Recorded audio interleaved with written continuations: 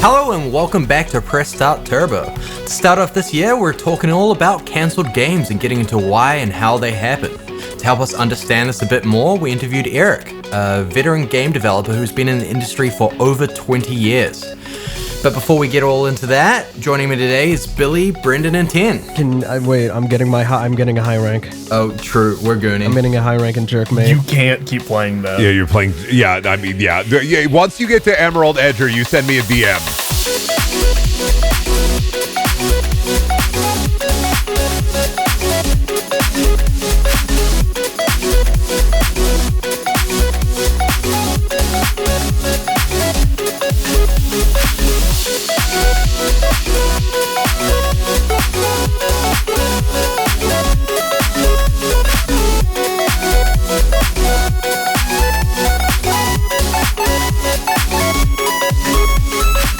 Oh, really?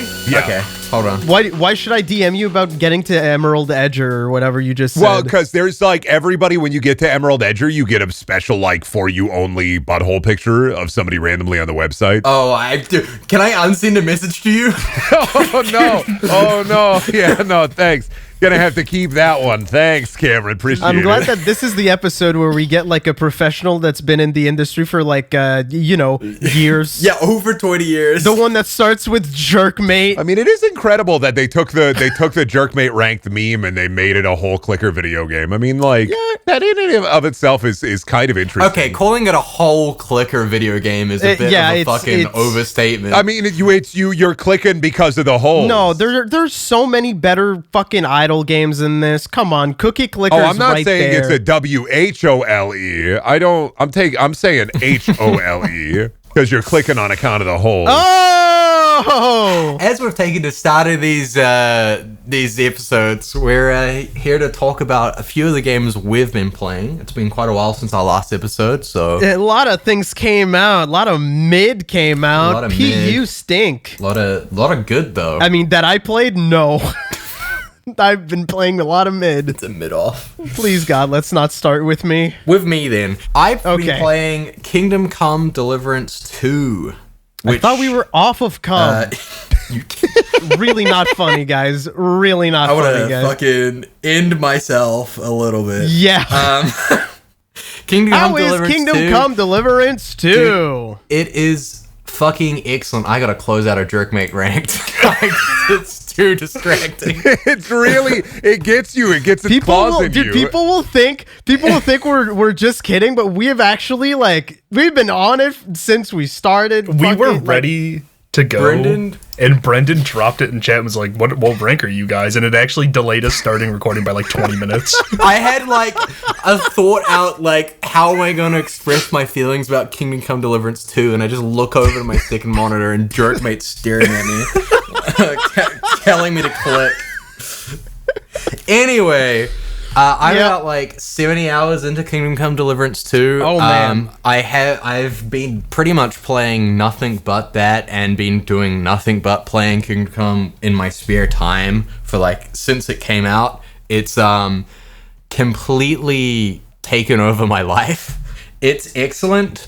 It's kind of the perfect sequel in terms of it's expanded so much on what the first game delivered in terms of systemic gameplay, world design, and also mission design, which I think is a super interesting thing for a game like this to kind of innovate on a little bit in terms of the ways that side quests and main quests kind of tie into each other and how important your decisions are, and how it's not just narrative decisions, which is what a lot of people think of when they think of kind of any kind of I want to go so far as to say branching, but player agency is respected a lot in this game. Can you give us an example? Because I'm trying to wrap my head around what you mean by that. An example would be just in terms of how you resolve quests, right? You'll be given a task by someone. Let's say he's hey, I need you to I've got a problem with a farmer, or we've got a dispute over a piece of land. I want you to go and steal the deeds to the land or something like that, or I need you to convince the farmer. And there will be like multiple ways in which you can approach it, depending on whatever you feel like is the best option for that. It gives you the tools to either sneak into his house at night. It's a systems driven game, so like each NPC has its own like schedule, where where they'll be, what they'll be doing, etc., etc. So you can like study and plan around that, and then formulate your own plan. And then especially, this is something that the first game did that was really cool, is like failure states are really interesting.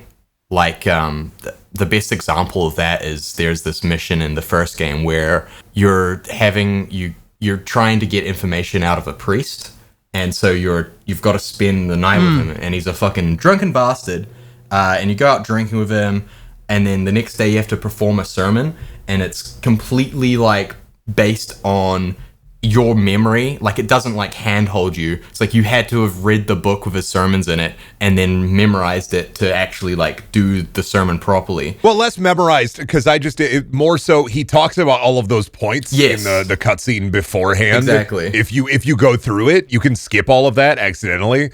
I love that in the first game. If you're just like pressing him for information about this other like priest and why he like looks up to him, he's like, you just got to say you're from that priest I respect, and you got to remember everything like he was saying to a degree to be able to pass through it. Yeah, exactly. But I didn't do that. I was not paying attention at all, because I was like, this is like lore dump or something. It doesn't explain to you in the moment that this is going to be some kind of important information that you'll need.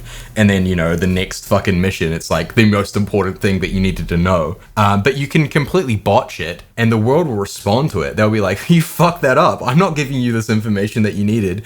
And then you've got to figure out another way of, completing whatever task.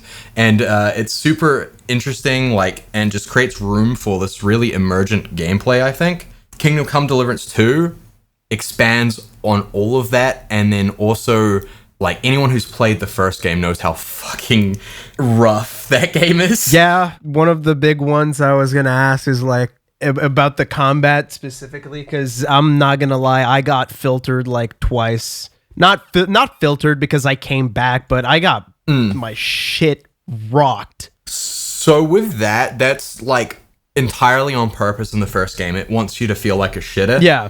I mean, you do get better just by when you start doing your training with the guy that starts giving you like basic moves, and then you're like, oh, so it was on purpose that you were beating the shit out of me.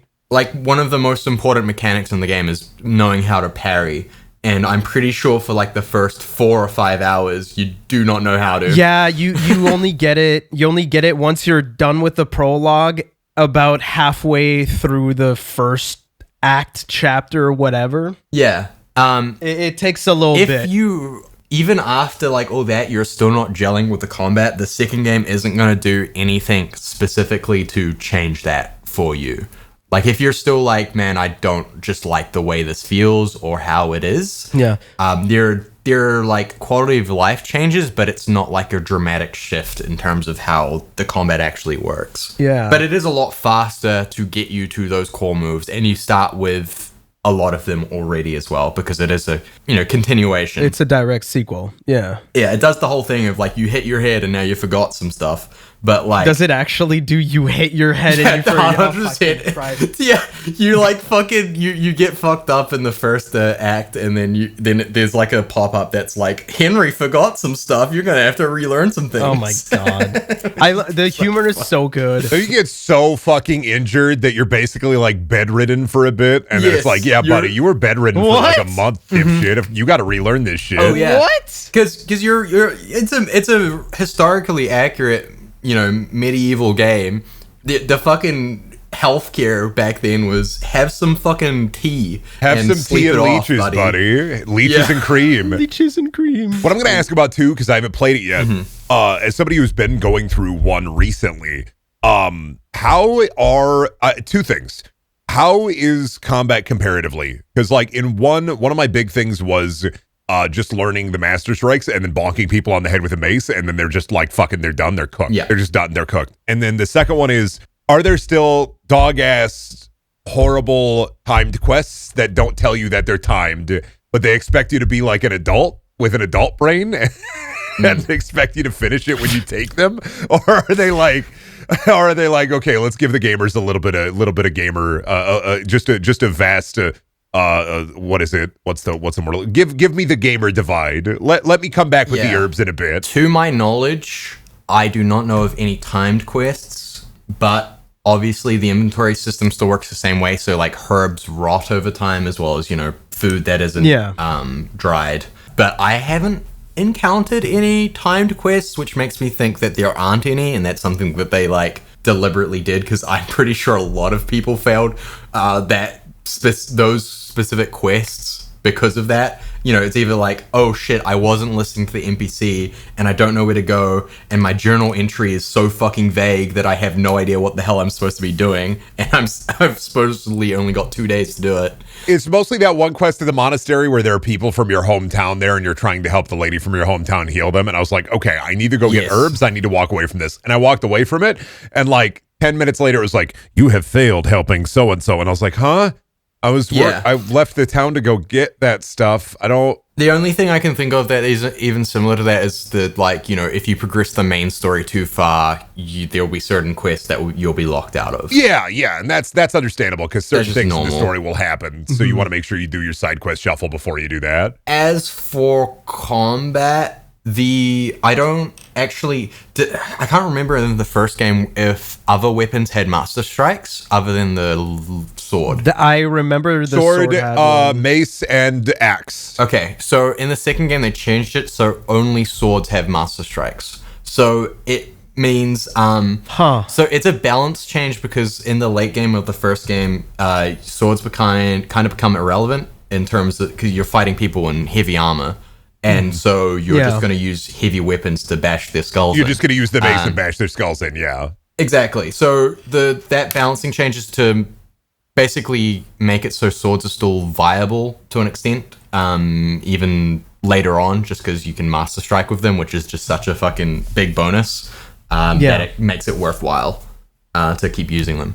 So it's like changed in that aspect, but the core combat is very similar. With some, just like, it feels a lot better though, and it feels more polished, like they spent more time kind of getting the animations down, and like the camera as well, it feels a lot less jerky, but you still have, like if you get into a corner, you're kind of cooked. Any other questions? Any other questions? Any other questions? Is herb gathering still absolutely busted to shit? Like, is there a perk in herb gathering that allows me to gain strength while I'm gathering herbs? Yes. So I can just okay, all right, I can play that game. That's all I needed to know. you can still get swole from gathering herbs. I can gather berries and nuts and berries and nuts. Yeah, doing alchemy is still OP as fuck. If you want to actually spend your time making little potions, there's just like, it's one of those games where you play the first one, you can see the vision of what they are going for, but understand that because of constraints, outside, whether it be the amount of money or time that they had, they just couldn't achieve the full potential of what they wanted to do. And in the second one, it's just a full-on, commitment to that vision, and the execution is just done so much better. Like, I just find, just even existing in the world, like how much better the voice acting is, and the animations, and just the quality of life stuff. Like, one of the main things in this game about role-playing is that clothing matters immensely, and that's like your main way to... Right. I remember in the beginning of the first game, if you just like, I accidentally like fell into a bunch of mud and shit, and then everybody kept saying, "Oh, you fucking stink! Get the hell away from me! Yeah, I'm not talking to you." And I couldn't finish a quest because I was smelly. Exactly. So yeah, like how you are perceived by others is like the main way in which your stats change in terms of dialogue, and just general, like if a guard is going to you do a crime and then a guard sees you're like dressed to the nines, trippy as fuck, he's gonna be like, "Oh shit, sorry, I didn't mean to bother you, sir. Go on with your day." But if you look like a beggar, they're just gonna chuck you in the stockades pretty much. Which is like great. I think that's like such a genius way of doing that thing, because it is like, that's how you perceive strangers is how you interact with them, right? So I don't know. It's genius. Anytime I see somebody without a home, that's how I act. Cameron says act on your biases every time. Yeah. Don't question not any of that. Stereotype saying that everyone, act on your biases. Okay. Acknowledging a reality is not the same as accepting it. Fuck you. Anyway, anyone else played some games? Oh my god, virtue signaling now? Jesus Christ, I'm embarrassed for you. Anyway, this game's worse now, so I can't actually recommend it. Too many women. I guess in comparison to a game that's been called kind of a great spiritual successor to Oblivion, like Kingdom Come, or like kind of those more interesting emergent parts of certain Bethesda games and how it like handles them. I've been playing something not like that. I've been playing Avowed, which is a game that people think is like Oblivion or like Morrowind, and it's not. That's what I thought I was gonna get into with that game, and it kind of did not help with my enjoyment of the game when it was not what I expected. Avowed is, and I haven't gotten I haven't fully beaten it yet. I've put about. How far are you in? Let me take a peek real quick at my hours. Let me see, 27 hours. Okay, I'm 12. I uninstalled it because I was done with it. So I cannot see how long I played for. But I'm not gonna. I've put about 27 hours into it, and I think I'm in the last 3 of the main missions. Avowed is a game that I like to a degree, but I keep putting it in this category of mid plus, where I wouldn't say that it's a bad time, and I wouldn't say that it's not fun or well written, but I would say it everything that it does doesn't feel like nothing makes me feel like it's done anything new. It doesn't do anything super exciting. And it's very straightforward fantasy RPG. It's like an older Dragon Age game with a little bit less depth and more straightforward.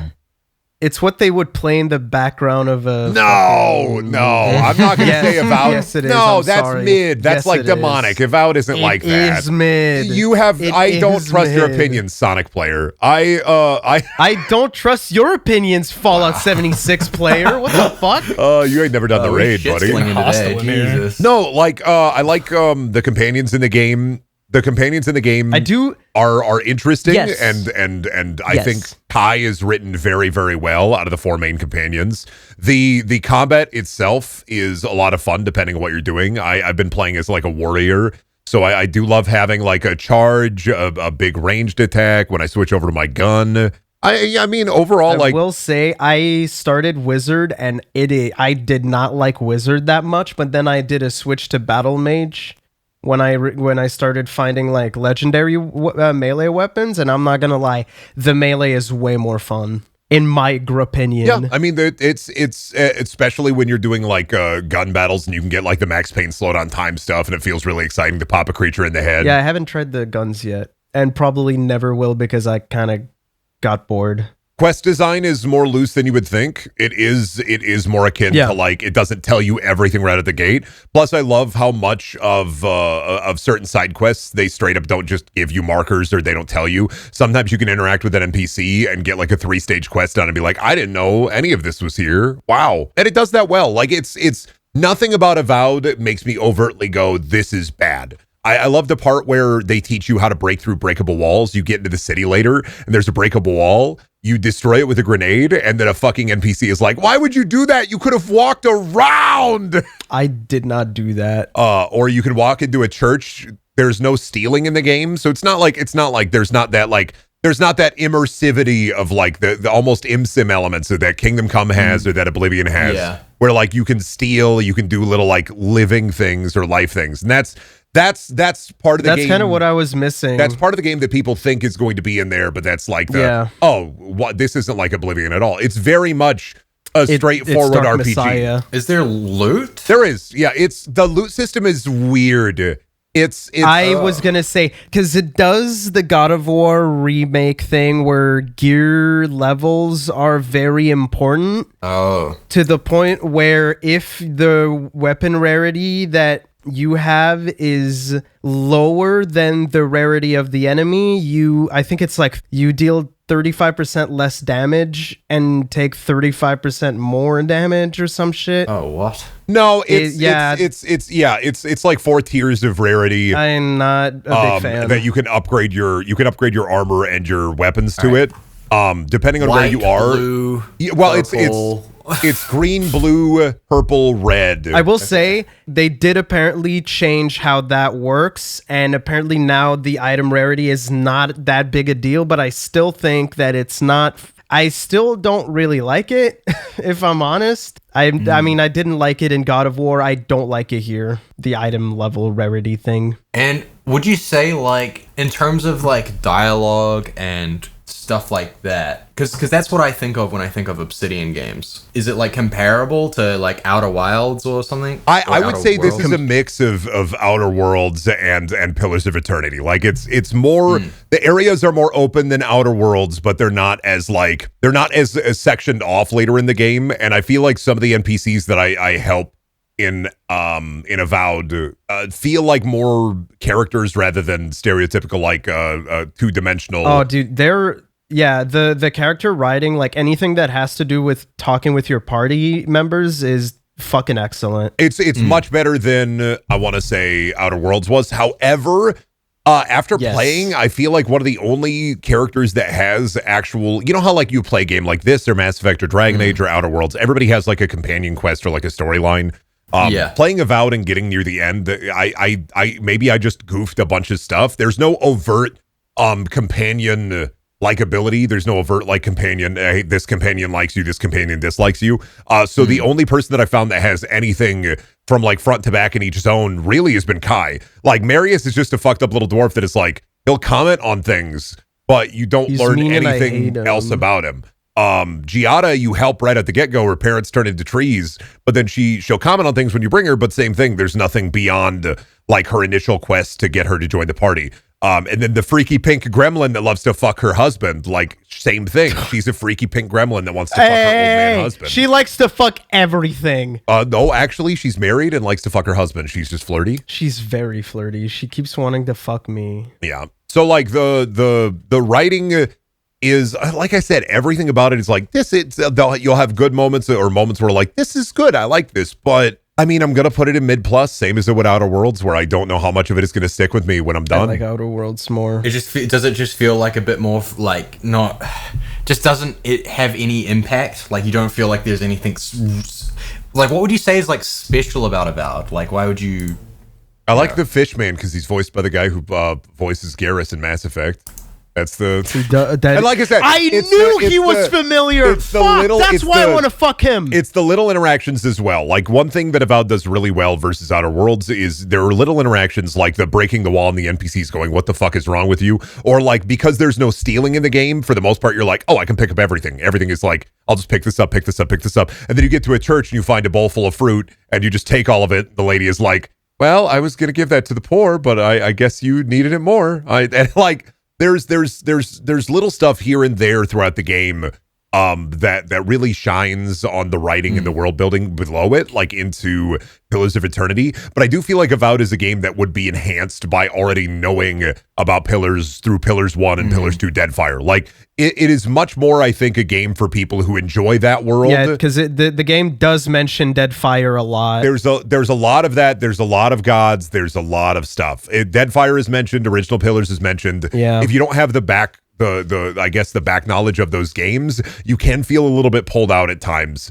Especially with like there is like it does the Final Fantasy 16 thing where while somebody talks with you, if they say something that it has a whole understand, glossary. It has a whole glossary built into it. You can just nice. click on a thing and like read the lore about what happened. Dude, I love that. I also feel like Yakuza Ishin did this, and I feel like that's part of the reason I got burned out on that pretty easily is because it was consistently like, do you know about Japanese history? Bet you don't, buddy. Here's 5 paragraphs you're gonna have to read. I mean, you don't have to read Avowed all is like, of them. you don't know anything about this god, buddy. You're gonna have to read 5 paragraphs about this god to be able to know about this god, man. I'm like, all right, yeah. I mean, I guess that's fine. mean? To be fair, I didn't even know it was a Pillars of Eternity game until they kept talking about the Dreadfire, and I was like, "What the fuck? That's another." I do game. also remember the marketing of the game, which was, I think, unfortunate, where they kept talking about things you can't do in Avowed. What?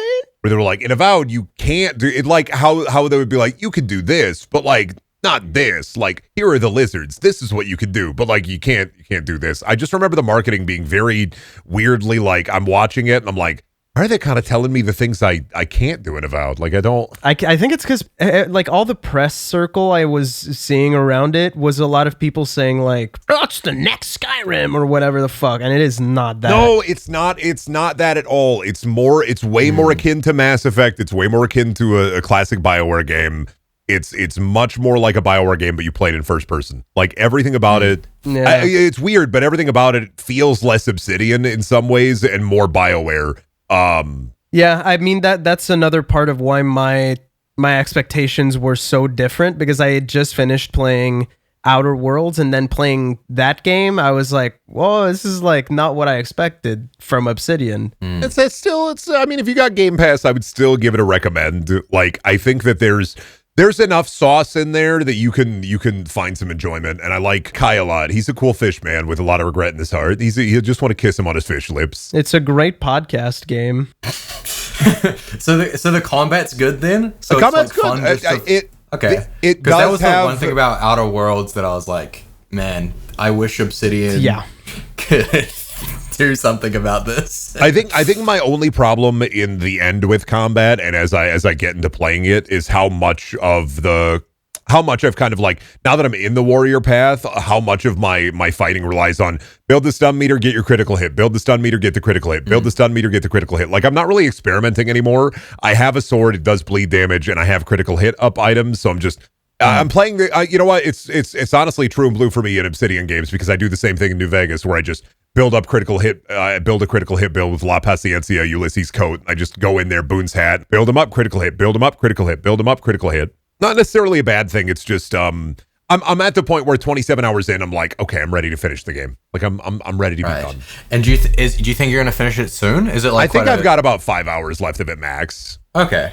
I think it's about like 25 hours long or something. It's about 25 hours if you're rush. engaging in, like, if you rush through like the story and you need to do stuff to like upgrade your quality. It's not like a big long mega fuck RPG. Okay. It's straightforward. Nice. Okay. I mean, to be honest, that kind of sounds ideal, especially after playing a game like Kingdom Come Deliverance 2, where it is that like fucking massive immersive RPG where there's so much stuff. The Gigafuck mega game. Yeah, Avowed is a great like 30-hour RPG. You know, you can get it on James Pass, play it, enjoy some of the characters, enjoy some of the side quests, and then be like, all right, that was neat. I'll remember the fish man. Oh, I will say there is one thing I really, really like about that game, and it's how vertical it is. I kind of like the platforming, honestly. Can you fuck the fish man? It's different. No, there's no romance. There's no romance. They even tell you what's the fucking point? Since you're godlike, you're impotent. So is that a thing? That's a lore thing. Game? Somebody straight up tells you, you can't have kids, right? You're like, what? Oh, what? So now there's no point? Wow, that's fucking. Why not have sex then? That's like the perfect excuse to have sex. And also, you can't impregnate the fish man. I mean, I don't know. Actually, maybe two males can. Yeah, impreg exists in the Pillars universe. Holy shit! Oh, I will say another little thing that I did love that is like there's a lot of the lore is where a lot of the sauce is. I did this side quest where you basically are trying to either help or hinder this guy into giving him a vessel for his god, and I haven't figured out like the ramifications of what I did yet for the quest. But once you deal with him, you can go into his room, and he was writing pornographic fan fiction of him and his god. Oh my, that's fucking awesome! Actually, you go in and he's just writing awful pornographic fan fiction about him and his god, because you meet a different god's godlike in the game, and it's a fun little side quest. That's some Obsidian ass shit though. Like it's like that's peak. Okay, I kind of want to play this now. You guys sold me, even though you said it's mid. No, I'm mid plus. I said mid it's plus. mid. He said mid. It's on Games Pass. It's mid plus. I don't think he. I mean, it's play it. Yeah, it's fine. You might like it more than me. Like for some, how I described that game, I don't remember exactly how I said it, but it's like it's a 10 out of 10 for the right person, and for everybody else, it's just kind of mid.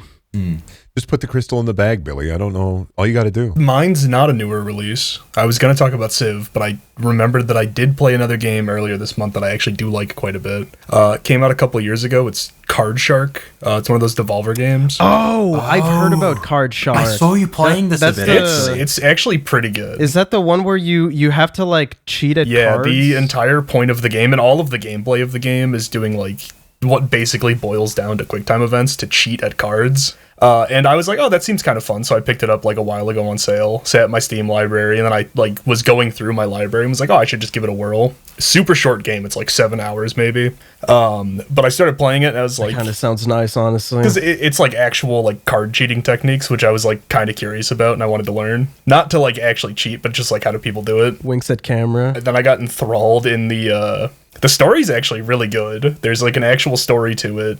You go from just like scamming people just to make money for like no reason to like uncovering this whole political drama. Oh my god, I'm looking. I've never really looked at what it looks like. This game is fucking gorgeous. Oh, it's a really fun art style. Holy shit! I'm trying to think of the best way to describe the art style. It's because like WarioWare for gambling. It is WarioWare for gambling. It also reminds me a bit of the other Obsidian game. What was it called? I didn't play it. But, Pentiment. Are you talking about Pentiment? Was Pentiment an Obsidian game? Yeah. I've heard really good things about Pentiment. Having played Card Shark and knowing that they're similar, I do kind of want to get around to it. Well, I don't know about similar, but definitely the art style is very like that presentation, kind of medieval like classical drawing style. Yeah, Card Shark is pre-revolutionary France, so I think it's kind of trying to like go off of a Renaissance art is kind of the vibe they go for. But how does it compare to Balatro? Yeah, truly. Every card game must measure up. I don't even think they ever... no, 7 hours versus your entire life. Like, I definitely do. Yeah. No, it's like $20. It goes on sale all the time. It's on sale right now, actually. Yeah. And the people listening will not be able to take advantage of it because it's on sale for another day. But yeah, it's fun little 7-hour game that you could just like knock out in like 2 days. Billy, this episode needs to come out within 16 hours or else the viewers cannot take 16 hours? They're not going to be able to play Card Shark, a game that I highly recommend, actually. I mean, dude, it's...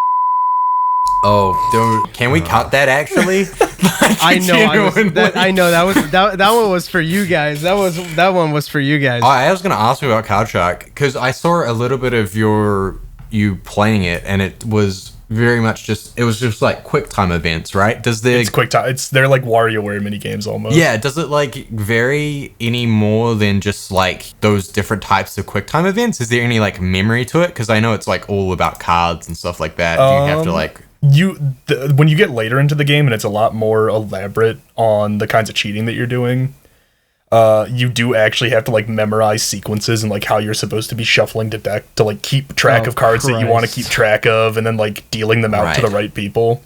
So it does get really complicated later on because there's about like 30 different ways to cheat that the game teaches you. Oh, do you get to choose which kind of cheating you're gonna do? Like you can always go to this little area where you're just scamming these people who are too stupid to realize that you're scamming them and they're all rich. That's the only time it really ever lets you pick, because otherwise you're cheating with another guy, like for another guy who's trying to figure out this political drama, who was a real person, actually. I didn't realize until Ed pointed it out.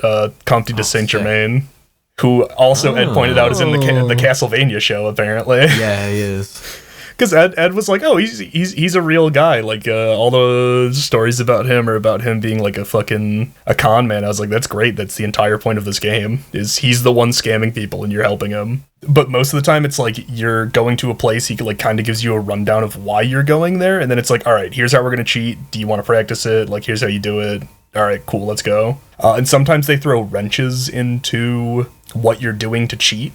So, the minor spoiler for a 7-hour game, I guess. One time you show up to a place, and you're gonna, do your thing, and there's, like, armed guards and shit there. So, like, you have to choose when to cheat so they, like, don't catch on. And then, like, there's other times where you want to cheat in a certain way that they're, like, kind of bickering amongst each other because they all think they're cheating. It's very fun. It's a super linear game. There's not, like, a lot of choice to it. It's just kind of do what you're doing, but... the story is good enough that it kind of did It's draw so me in. creative. It's a very creative way to tell It's the such story. yeah. I should get it while it's on sale right now. You should get it. I recommend it. It's short. It's good. Speaking of recommending, I do not recommend getting into making games as a hobby. That's a joke. It's really fun. I did a game jam, and I want to talk about my experience doing a game jam for 1 week, which ended up having everything go wrong just constantly, and we don't have much to show for it, but I still want to talk about it. So we were a team of 5 and we had 7 days. It was me, I was doing team lead, audio, and music, and then we had 2 programmers and 2 people on art, one on UI art and the other on backgrounds and character art. Do I just go into explaining what it is that we made? Yeah. How did you guys even come? Like, what was that process like? Yeah, so I wanted to do this. I wanted to do a game jam because I've been wanting to learn more about Godot and, more about game design. Since we're doing Press Start Turbo as a thing, we started talking to more and more just people in the games industry, whatever. I wanted to learn more about it so that when we do interviews, I can go in and understand a bit more about what is exactly that they do, So I told another one of my friends that is right now, well, his name is Damalam, and he's working on Cryptid Crush right now, which is a game that I worked on. I voice act for one of the characters in the game. I wrote a little bit of music for Cryptid Crush as well. It's free, so go check it out. It's on itch.io. But I was telling him, because he's been teaching me a bit of Godot stuff. I told him I want to do a 7-day game jam, for a 2D isometric game. And then we were really into the idea. We told other people, got into it. And I'm just going to talk about my experience with the game jam. I'm not going to talk about what the others felt like things were, because I'm not them. I don't really know what was going on in their heads while they were doing stuff. First off, it was supposed to be 7 days. It ended up being closer to 4 or 5 days-ish, which is really difficult because the game that we decided to do was I'm just gonna read from the game design doc that I wrote down a little bit. It was a game called Cosmonautical. Cosmonautical aims to marry overhead tile-based movement with action in level-based environments. The movement is defined by its harpoon, which pushes and pulls the player across the arena. The objective of this vertical slice is to reach the end of the seafloor and defeat the boss. So it was supposed to be top-down, kind of Zelda-like with tile-based movement. So, if you like Frogger movement, do you get what I mean? Mm-hmm. Yeah. It would have been an action game with Frogger movement. We got the movement going, and we did get the grappling hook going. But yeah, apart from that, not much happened. What was when did you guys first start having issues, I guess? The day before. The day before it started? Yeah, the day before it started. There were some things that happened that made it so we had to delay the start of our game jam by 1 day. And then when we got started, it wasn't during a time where now, since we had to delay it so much because we had to delay it from another week, now people had to go to work, and we didn't actually have a full 7 days to work on the game. Right. If I'm honest, the biggest problem was that I really wanted to do team lead because it's the same thing that I do for PST, right? I'm always organizing a bunch of stuff. I'm making sure that every project is where it has to be, and everybody does their thing. And that's how I keep a consistent upload schedule for PST. So I was thinking that's one part of game design, game development, that I feel like I would be really good at, is just keeping everybody on check. Unfortunately for me, I've discovered that I need more knowledge of other things to understand where we need to be, specifically programming. It was a very big wake-up call that I am not where I want to be when it comes to learning programming, because a lot of the days I would wake up, I'd look at the Trello board that I made, and then I would just ask the guys okay, so what do you guys need to do today? And then they would tell me what they were gonna do, like some fucking word that I didn't understand. That happened a lot. When you don't understand, you can't really plan for what you want to, for like the future. Tile map managers, player controllers, game managers, add-on implementation that I didn't get. And those took like 2 days out of the 5 days that we had to get on working. So yeah, didn't do much team leading, unfortunately. I did make mostly a lot of music, and that is something I can talk about. I wanted to make sure that the audio, the sound design and the music was very distinct. So I made a soundtrack that was a lot of like playful, energetic Caribbean percussions and steel drums with like mid-tempo electronic music. And I'll play like 2 snippets of that right now.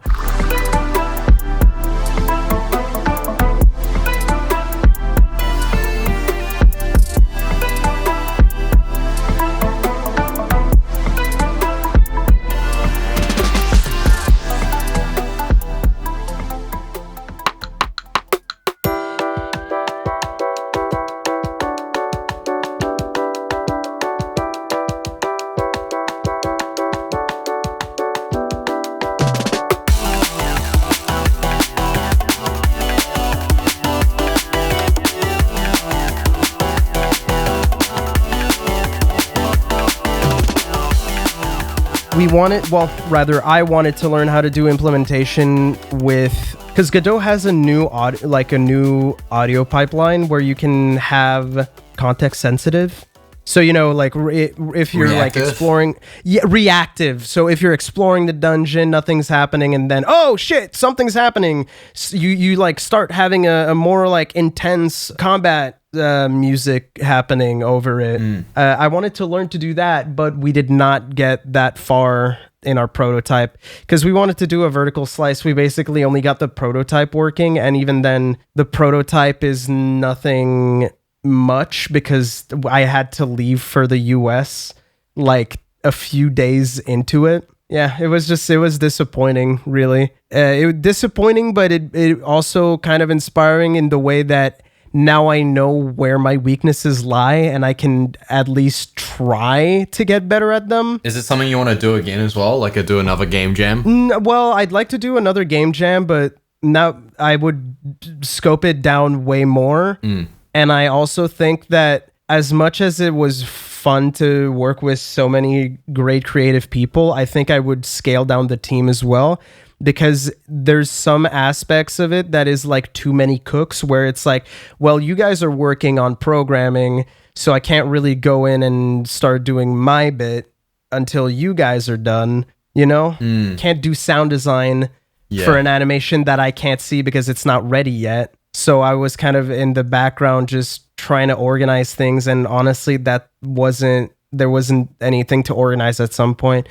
I would probably scale down just everything about the project. Do you feel like you have a better grasp on like game development and specifically like the sequential order in which you need to do things? Because like it sounds like a lot of the issues that you had were you're waiting on other things to be completed so you could actually do what you can do. It was a lot of rubbernecking, like constant rubbernecking. Right. I do think that was one of the biggest problems. I did like pretty much the only thing I could work on at any time was the music, and that's why the music is as far as it got, Did you guys do a post-mortem? Like talking to everybody who worked on it and then thinking about what specifically each person did/didn't do? We did not do a post-mortem because I had to leave for the US. Right. I did talk with them like before this episode, but everybody's so busy. That's one of the problems with the project is we did it during a time where everybody else was also busy. So we couldn't, get as much done as we wanted. Yeah. I still really like the idea, like we have a full game design doc, and I will link it. I will link what I wrote in the description if you want to check out the game design doc. I'll also like put some of the art that the team worked on because we're all happy with what we made, right? It's not like everything we made was crap. We're actually pretty happy with how things turned out. It's just that because of time crunch, or not time crunch, but because of like not having enough time and the rubbernecking and everything, there was just not much happening. Like we didn't get as far as we wanted. And that what's crazy even is that we only got a prototype going when in reality the end goal was to have a full dungeon and a tutorial level, and like holy shit, that is insane. Absolutely. Now that I've worked on a game jam, I can tell you that is not fucking possible. Even like a 3-day, like a 7-day game jam, I'm impressed with anything that I'm seeing on these fucking Chio when people make those fucking game jams. Like that's crazy. How can you even get all that done? It has to be so much crunch. Basically, I just learned that video games are a lot of work. Surprisingly enough. God damn. Oh, well. Yeah. Sweet. All right. With that, we're going to transition into the interview portion of the episode.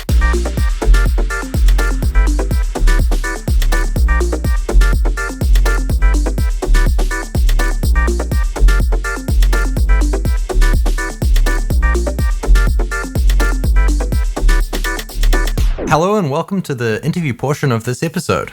Today we're joined by Eric. He's a veteran games artist whose art you can find in games such as World of Warcraft and Hearthstone. Thanks for joining us, Eric. Thanks for having me. Usually we start these off with just a bit of background on yourself. So I was kind of interested in your journey into the games industry. I started when I was in my last quarter in college, and that was 1991. I found a job posting on a bulletin board, and this was literally a cork bulletin board with a thumbtack at school. It said wanted artists to do cartooning, character design, background paintings, storyboarding, comics. Like they just listed like 15 things, and I wanted to do all of them. You know, in retrospect, I realized no, you get to do one. Never able to do all of that stuff, but I brought in my portfolio, which was just a stack of charcoal drawings and paintings. And when I saw the guy at the desk at the company I went to, was Visual Concepts, which is, NBA and all that now. But at the time there was 12 people, and it was Greg Thomas, who's still the president. I looked at him at his desk when I came in, and I'm like, I wanted to say, is your dad here? Oh my God. I mean, we're all, 22, and he looked so young, and put all my stuff on his desk, and and then he showed me, I don't remember exactly what happened, but he ended up showing me the Super Nintendo, which was out in Japan, was not out here, but was coming, soonish. And I was blown away because I grew up with video games around me, but I loved movies. Movies that was everything. Movies and TV, watching monster movies with my brother. I mean, that's what I loved.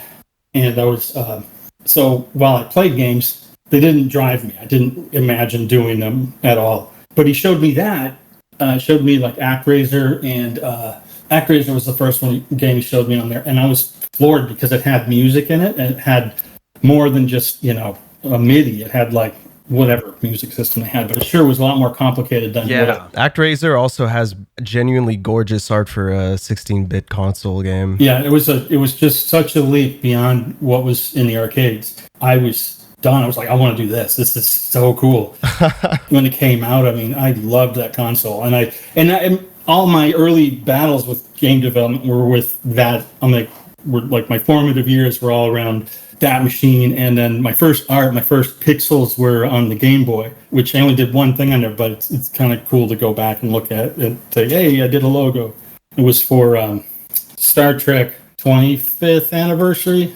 Now that is it's at 50th anniversary. So, but I did a few pixels on there, and that was neat. But then the struggle between being an artist, where I went to traditional art school, where I this was the Academy of Art in San Francisco, where we did lots of studio drawing, like just hours every day. We did studio drawing, we did studio painting with live models and anatomy classes, all of the classical stuff. And then I bring my art in. I just feel like I'm going to kill it here, because I look at the little dumb sprites and I think this is going to be so easy. It was so hard to understand what a tile was, like just the concept of a tile and powers of two. Like I dropped out of high school. I don't know math. I actually discovered just a few years ago that apparently I was in ninth grade 3 times. I didn't know. Oh, gosh. That's how bad, like that's the kind of student I was. And so when it came to like computers, I'd used a word processor, but never used anything like what they were using. And then having to understand how a tile system works. So it's all grid-based, math-based, powers of 2 stuff. That was hard. And then the frustration of finally kind of getting it, and then Capcom would put out another Mickey game, and it'd be like deeply humiliating to see what they were doing, because they were doing, and then I learned, of course, that also they have more memory on their cartridges, because if they're if the publisher is willing, they can buy a bigger cartridge. Oh, I didn't know that. That's really interesting. Some games did that, and they were definitely one that did that, because I'd look at like Mickey's Magical Quest, and they do these incredible vines that he's running on, and at the time it was just mind-blowing. Like, how are you doing this? Where is this memory coming from? And on Clay, finally got to go a little nuts. Like I got to make a background, and that was a lot of fun, because I'd always wanted to do that. And then I left there after 5 or 6 years and went to Midway in San Diego, and that was on an arcade game. And still in the early 90s, an arcade game was still the best thing you could do. There was Neo Geo. I don't know anybody. Well, no, we did it, but that was the kind of the ultimate of what you could do graphically, and then any other arcade machine could do basically the same thing. Yeah, Neo Geo was basically it was basically like a living room arcade machine almost. Those giant beefy cartridges could really hold a lot. Yeah, and they're like $200 the cartridge. So expensive. Whoa! I did not know the price. Yeah, it was awful. I mean, you wanted it, but it was like the kind of thing.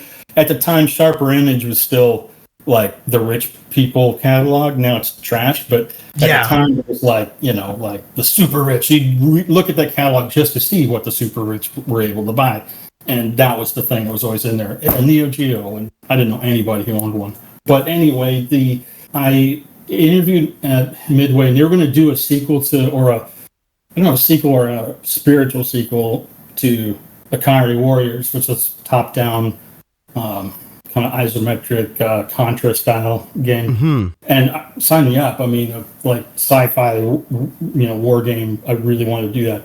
And then they said, one of the things they says, and the development team gets to keep the prototype machines when the project is done. Oh, that's so cool. Sign me. I'm doing this, and after I hung up the call, I told my wife, I said, I got it, man. We're going. And she said, how much are they paying you? And I had no idea. I went back. They're paying me at least one development kit. Listen, honey, we get a goddamn game console. What else do you need? Companies dream of doing that. And I still have that machine, but it wasn't for that game, because that got canceled as soon as I got there. And then I met an engineer named Steve Rank, who wanted to pitch a boat racing game that ended up being Hydro Thunder. Oh my god, I love Hydro Thunder. That was a great project. You worked on that? Yeah. Oh, that's so awesome. That used to be my childhood, actually. That's crazy. I used to go to this camping, this little camping park with RVs that didn't move. I'm sure somebody in the comments is going to be like, I know exactly what that is. We had the tiniest arcade that had 2 games. It had Hydro Thunder, and then we had Mortal Kombat 3 machine that eventually got switched to a Tekken 5 machine, and that destroyed our quarters. That's so funny. That's cool to hear. My kids all learned to speak. Their first words were "go, go, go." All 3 of my kids.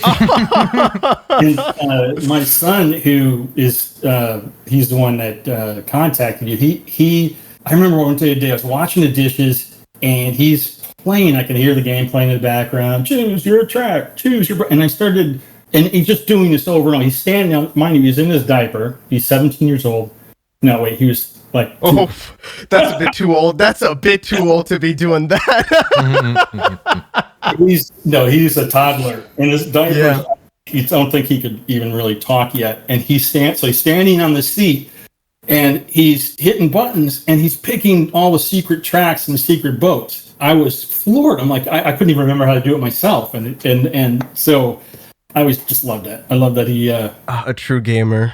Of course, on the flip side of that, he also figured out how to delete a town in Animal Crossing. And my daughters and I had been playing Animal Crossing, and we had the town of Pudding, and it was a wonderful town. And he, motherfucker, figured out how to delete it. Oh no! You have to go through a couple of menus to do that. So just randomly doing that is It's a task. You gotta If you're lock away those memory cards. Yeah, you have to lock those memory cards away, especially because they were fucking expensive. I remember having, if you're talking about the GameCube version of Animal Crossing, that game literally came out. It had to have its own like bigger than usual memory card just to play it because it was such a beefy one.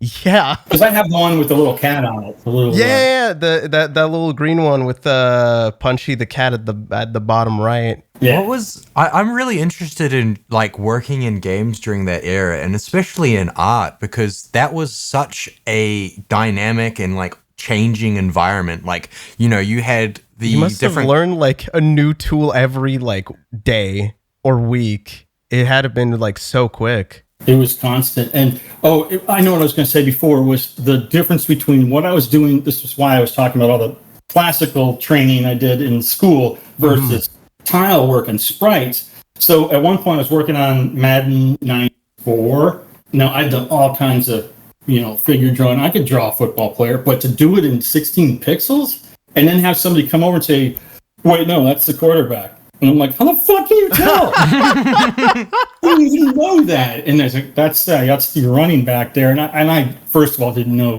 anything about football except that my friend couldn't play when him and his dad were watching it.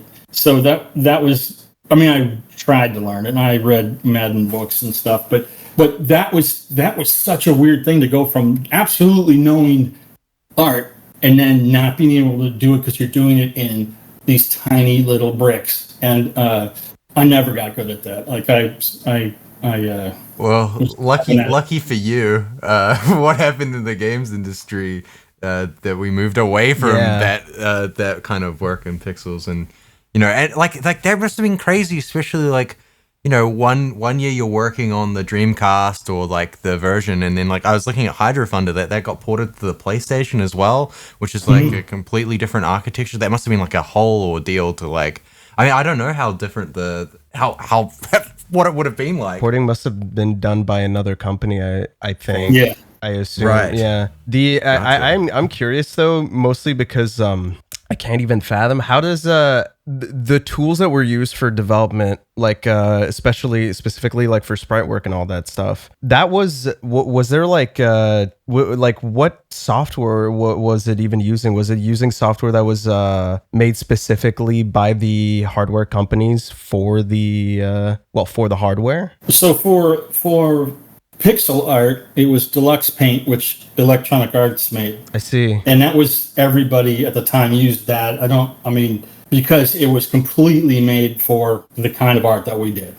And then later, every project, so like when I was on, I'll tell you, there is one really uncomfortable part about switching generations. Like when PlayStation was coming out, and first of all, we got the Japanese one, and we played. The first game we put on was Battle Arena Toshinden. Oh my god! To go from Street Fighter to that, but that's what everything felt like.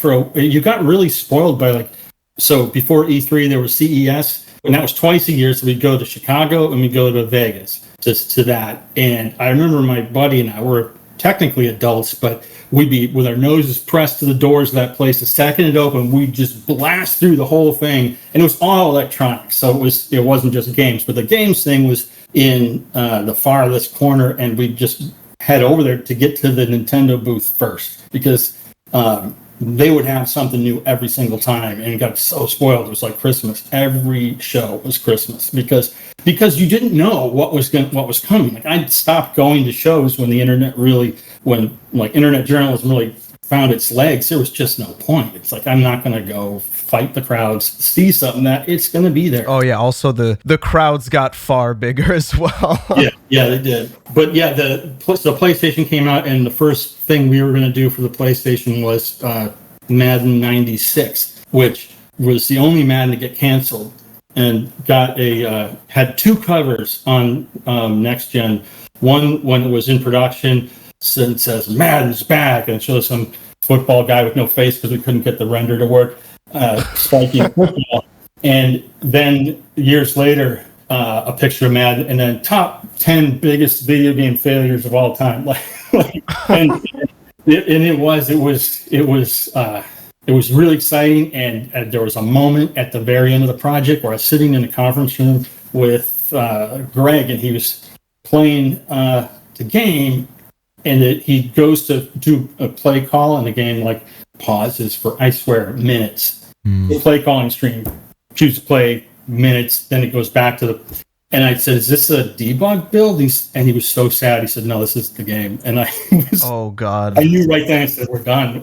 And it got canceled because that game has to move really fast. Yeah. But it was based on I think the 3DO version, and so it had to unload everything and then load everything in for play calling and unload all the play calling, and we made a big fat game that just didn't run. So, right. But then back to Hydro.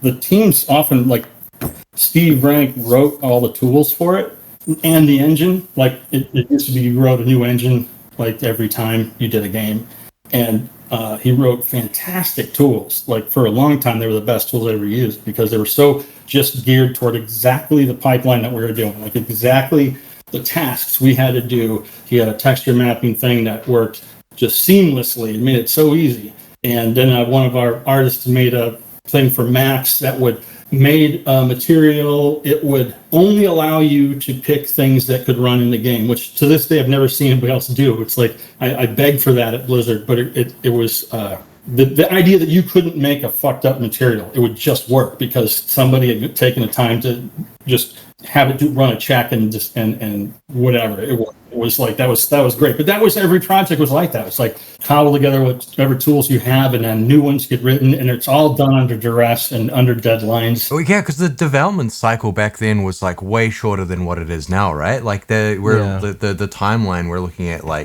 months rather than years. I think everything I worked on was 18 months. Yeah. Oh wow, that's so much shorter than I thought it would be. But it felt long then, and then it just got longer. Yeah. Now it's 5, 6. Yeah, you get dragged to them up for taking 5 years, but now it's hey, 10 years, which is fine. I think if it says that's what it takes, and you can still feed yourself, more power to you. Right. Yeah. God, it must have been great. Just because then you transitioned into Blizzard after Midway, and what was that kind of transition to? Was the structure and the way that you were working different? And so one of the things at Midway I always wanted to do painted game art. That was the thing that I was really hungry for. And the Dreamcast came out, and Rayman on the Dreamcast was just, and it was all painted. Mm-hmm. That's all I wanted to do. In fact, we pitched and got a game going called Weasel, or Crank the Weasel later, and it was all painted, and I was having so much fun, and then it got canceled. But that was because we had no engine after a whole year. The engineer was going to write a new engine, and it just wasn't happening. And so Midway got cold feet, and that was the end of that, depending on who you ask. So I went to join Steve Rank at Swingin' Ape, which was another company that he started after Midway, and they had done Metal Arms, which was GameCube era game, and then they were going to do a sequel to that. And I sold my house and was moving up there, and I swear to God, the moment the moving truck pulled out, the game got canceled, which is just horrible. So then we went through a big period of pitches, which is hell. It's endless art that doesn't get used, and then at some point he had built the relationship with somebody from Blizzard, and they ended up hitting him up to do StarCraft Ghost because they weren't happy with progress on that. So he got that, and then they bought the company, so it became Blizzard Console. And then that was around the time that WoW was about to come out. It was in beta, And I saw that, and which, by the way, I was so afraid of that game, so afraid to play it, because I was like, the idea of live people being in the game with me was utterly terrifying. I just thought I'd get bullied, humiliated somehow. But the art was all painted, and so they had an opening for Diablo, which was Diablo. They're in Diablo 2, right? Around that Yeah, time? I guess. Yeah. So they were getting that going. It actually made a lot of progress at Blizzard North and then shut it down and was starting over. And so I interviewed to be on that team, and since they didn't have any leadership yet, the WoW team leadership did the interview. And they asked me, like, so of all the properties at Blizzard, which one would you most want to work on? And I told them, WoW, period. And so they turned it into a WoW interview. And what was cool was that they had tried to get me earlier, which I didn't know. And because of the arrangement with Blizzard Console, they, I guess, just couldn't talk to anybody there. They couldn't poach from that team. But I got a call once from a recruiter, and he said, hey, we'd like to talk to you about a role on World of Warcraft. And I said, oh my God, that's awesome. I already work at Blizzard. And he's like, what? And he said, I said, yeah, I'm on console. And he says, oh, all right, bye. I was so mad. But then in that interview, they're like, yeah, we tried to get you, but they told us not to. We couldn't. And so then I got to jump on during Burning Crusade and it was great. And then console got shut down within a year after that. And I was lucky because they made everybody re-interview for their positions. Oh my. And they all had to take pay cuts. And it was really like That's awful. StarCraft Ghost is like notorious cancelled game because we there was footage out, it had a logo, it was being marketed, and then just like gone. But there's like so many other cancelled games that you obviously never hear about. And like one thing talking to developers is that you realize like how many cancelled games you actually end up working on in the industry and how many things just never see the light of day. Like what's that? What, like I assume like after these years you're kind of hardened to it, but like and when you're beginning, it's got to be a little bit crushing, right? Yeah, it's crushing unless the project had turned into a hellhole anyway, Right. And then you're like, oh my God, somebody put a bullet in its head finally, and we're done. But on the other hand, like that one, I put a lot into it, and I had a lot of concept art for it, and I could never show it because they have this rule that you can't show anything unless it's released. And I'd ask it and get the same response every time, like, hey, why don't you just make new art? I'm like, I spent more than a year on this stuff, and I can't, like, for an artist, that's all you got is what you did, and companies are so weird about you showing that stuff. So the moment I left Blizzard, I always told myself when I leave, all the shit's going on the net. And what I did, I just put it on my art station, and because it's like, who cares, man? The thing is, it's so old and so long ago. I have also, like, the game is just there are working prototypes out there for people who want to, it's not entirely illegal, but it's not impossible to play that game. Well, I'll tell you, here's another story with that. So one day I found, so at Blizzard, there'd be, because it's a big company, like every so often, like conference rooms just fill up with junk and they'll have to empty stuff out. And I saw a green Xbox one time in a pile of trash, like it literally had a sign on it, trash. And I thought for a second, I was like, oh my God, that's StarCraft Ghost. There's no other reason there would be a green Xbox because that was a development one. They only ever did that. And so I grabbed it, and so I still have it. And that is the last build of StarCraft Ghost, which if I ever find somebody with that, I could do multiplayer. But until then, I have... That's crazy. So I hooked it up one day at work, and I called John LaFleur, who worked on it. He was an engineer, but he was now the lead engineer on Overwatch.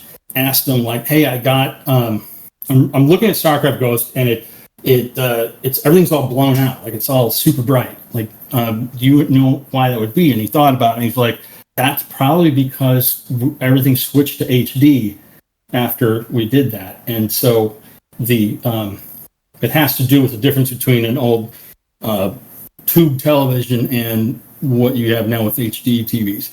And then he goes, wait, you have Ghost? And I said, yeah. He says, I'll have to come over sometime and see that.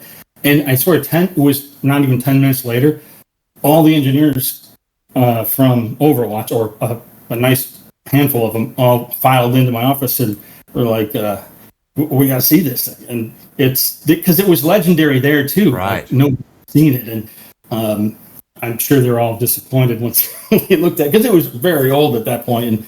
But it had been, the thing about it that would have been great is it was being done at the time, like I think Halo had just come out, and the old multiplayer like shooting games were just getting started. And that one, the best thing about it, and they showed it at E3 and the first BlizzCon, and that was the best part, was the multiplayer was actually starting to work really well. And it's too bad we never got to see what could have happened there. Yeah, I mean, StarCraft was like massive back then. Like people like, I feel like forget, but like that was like the start of all kind of esports can like trace their roots back to StarCraft in a way, and like the cultural impact that had on like the way that we consume games as like spectators as well, like.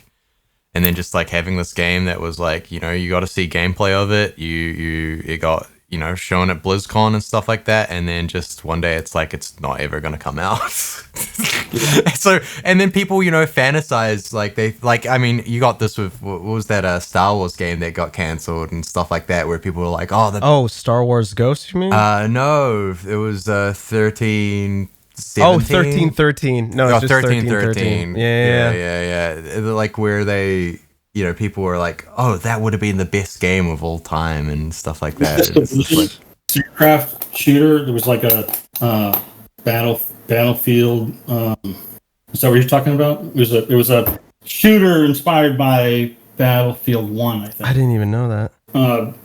And they were I felt like doing everything right. And I was so excited, because that's all I ever wanted. Like when you see the big trailers and cinematics for StarCraft, they're like so cool, and then the game is so stupid because it's just chess pieces, and it's like I agree. I'm gonna be honest. I agree. Unpopular opinion, I'm sure, but I don't fuck with RT. I don't like RTSs at all. I wish I was in there. Like I wish I was a little guy in there. That's so much more interesting to me. Those StarCraft 2 cinematics were crazy. Every cinematic at Blizzard was crazy. They looked gorgeous. Even Diablo 2 blew my mind. Yeah, they were great. But that's the game I wanted to play. Is that vision of StarCraft was so compelling, and but that's what they were building, and it was running, and they had all the thinking I thought was great. Like they were really working on moment to moment gameplay, and big companies have a really hard time taking a risk, which is weird coming from the people who made Hearthstone. I thought Hearthstone would have been a low risk move though, just because like how I see Hearthstone, it's just one of those games that's it probably didn't cost as much to make as like a giant MMORPG, but I mean, I don't know about. I feel like hindsight probably gives us more lenience to like how much of a risk Hearthstone was. Like we can think like, oh yeah, Magic the Gathering's incredibly popular and like all these card games, but no one had really tried like a digital free-to-play card game before. I guess not. Now that I think about it. Yeah, actually, that was the thing with that. Is it was the first really big, I think, card game on. I guess. So what happened with Hearthstone was that they had these guys designing it, and they had engineers. And I remember the first time they showed it at one of our big company meetings. They'd rent out a movie theater, and we'd watch a movie, but first we'd do our company and this is what everybody's doing. And they show the StarCraft, the new trailer, and it might have even been the hell, it's about time one. They doors off with that, and then they show Hearthstone, and it's such. It looks like solitaire. Like it's all programmer art. It's just a functioning thing, but it's all the real art. And everybody, claps politely. And so when StarCraft's getting close to shipping, they pulled away their engineers, and those guys made Hearthstone with paper. Like they cut out the cards and they printed things out and they played it on a table. And when they didn't have engineers, this is what the designers did: is they figured it all out, just physically. And I've seen this stuff. It's sitting in the Hearthstone office in the cabinet. Oh, that's so cool. Oh my god, that's got to be worth so much money. You don't understand how much card nerds would go in for stuff like They that. would plan a heist. I am 100% sure. Yeah, what's the location of that again? Where are Blizzard offices again? I have a skeleton crew of guys. So one guy on the exec level, Rob Pardo, protected that team and kept it from getting shut down because he believed that this could turn into something. And so I remember that. So I think it was they had pulled together their tutorial level, and they were Ben Brode asked me to come try it out, and I was not. I tried I did art for the TCG, and I tried to learn it. It was brutal. I just could not understand anything about playing a card game. So I went over and, being supportive. The tutorial was brilliant. Like, you suddenly could see that, oh my God, this is how you play a card game. Because it did what WoW did for D&D. It removed a lot of the rules and kind of ran those for you, and then made a very fast-paced game out of it. And it was so much fun. And I went back and I told my teams, you guys got to go try this out. And they're like, card game, really? Like, nobody wanted to play it. The moment that thing went into, and I did get a few people to go try it, but the moment it went into internal alpha, it shut down production everywhere. Like once, which is common. Like every time WoW had a release, everybody was playing it, and it was so. But people just ate it up, and that was a good sign, because if the developers are like addicted to it and just obsessing over it, that it's like, wow, we've got lightning in a bottle again, and had, Blizzard been left to its usual habits, it would have been canceled much earlier. It was because Rob Pardo had protected it and shepherded it along, and it killed. It was a great game. Do you think there are like quite a few like bangers like that, I guess, that just get left on the cutting room floor because, they don't get that kind of protection, or like some executive doesn't see the vision that whatever designer or whoever sees? Yeah, virtually everything else. Right. Right. So of failing that they kill stuff really early. And there was the same guy, Eric Dodds, who was the main designer on Hearthstone, had worked on another pitch, an incubation pitch of a game that was, I thought, the thing. Like, this would have really been, with everything they were working on, this was the one that had the most chance of becoming viral. Like, it was all it needed, a tiny team, all it needed was time. Like, just let it live. Let it just experiment with it, try it out, play it, and they killed it. And it's like, this is the guy that literally came up with Hearthstone. I never understand that, but this is, giant companies get so afraid, and they look at that stuff, and the executives can't see it. I don't get it. It doesn't look like Fortnite or whatever's big at the moment, and they freak out and they kill it. And it's so myopic, and yet that could have. And the cost of that is, if you think about like Defense of the Ancients, and that's just a map in Warcraft 3 that somebody made, and it spawns an entire basically industry, like a whole new genre, and that's what you're killing when you kill a project. Potentially, you're killing all of the growth that would have come from that. That's money, it's jobs, there's so much more than just, hey, another fun game. It could, like, if you think about just that example, Dota, it's a whole entire genre spawned from one player's map. And that's what you're losing. And look at Hearthstone, how many jobs it generated and how much money it made. It is that and WoW are their biggest earners. And if they had killed it, that would have made a significant dent in their earnings. Yeah, it's interesting, because then, like, because that was a success, then they feel probably vindicated that they canceled the other stuff, right? They're like, well, if we didn't cancel that, maybe we wouldn't gotten Hearthstone or whatever. I mean, any excuse is good. Exactly. But I'm interested as well, like, from just the way that you've navigated the industry. Like, now I feel like a lot of people going into the industry, there's like an expectation of experience or what kind of skills you go in. But obviously, you talked about like the challenges and of adapting what you'd learned at like university to actual game dev, and like how much of that you actually learned along the way, and like we're taught or self-taught as well using those kind of skills. You really nailed it when you said earlier about you must have had to learn so many different pieces of software. And it's, yeah, that's the one of the biggest parts of the job that you do is you have to readjust every few years to new software, new methods of doing things. But it's also been really exciting because like software's gotten better and better. And as the industry got bigger, you start getting software that really is also streamlined.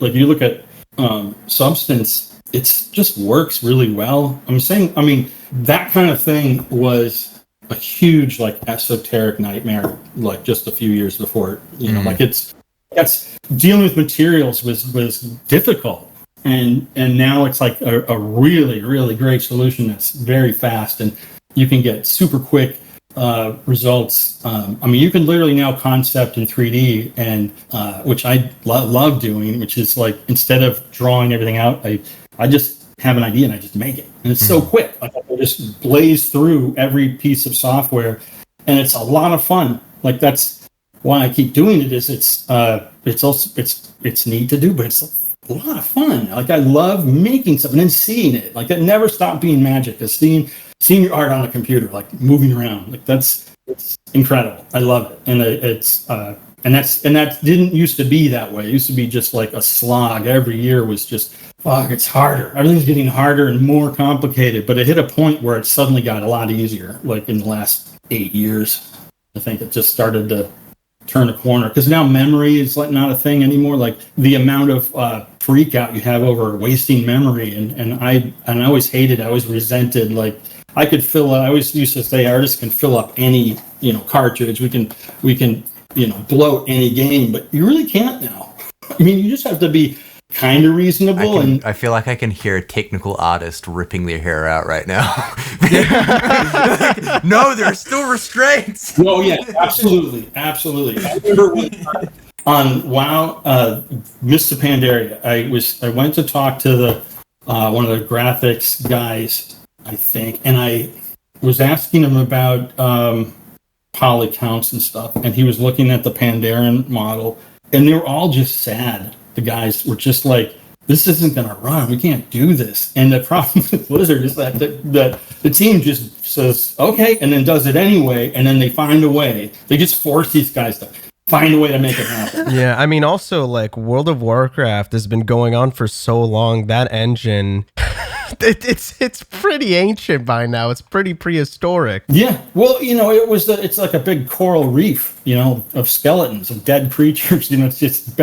It started as Warcraft 3. Yeah. Gradually got made, I believe, completely into its own engine, and then it just got added to and worked on and patched up. So it is like a coral reef. It's just a pile of carcasses that are making this bigger and more glorious thing all the time. But now you look at Unreal, and it's like you could just make your game in that. You're done. Like that saves so much time, and that's the thing I find amazing. I can just grab Unreal and I can throw anything in there immediately and fuck around with it, and it's like so fun. And you with old school game engines are so much like you had so many hoops to jump through to get stuff to run, and it's all done under duress. It's all done emergency mode only. Like this has to go in if the game dies, like that kind of stuff. But not like nothing about like, hey, let's make this nice to work in.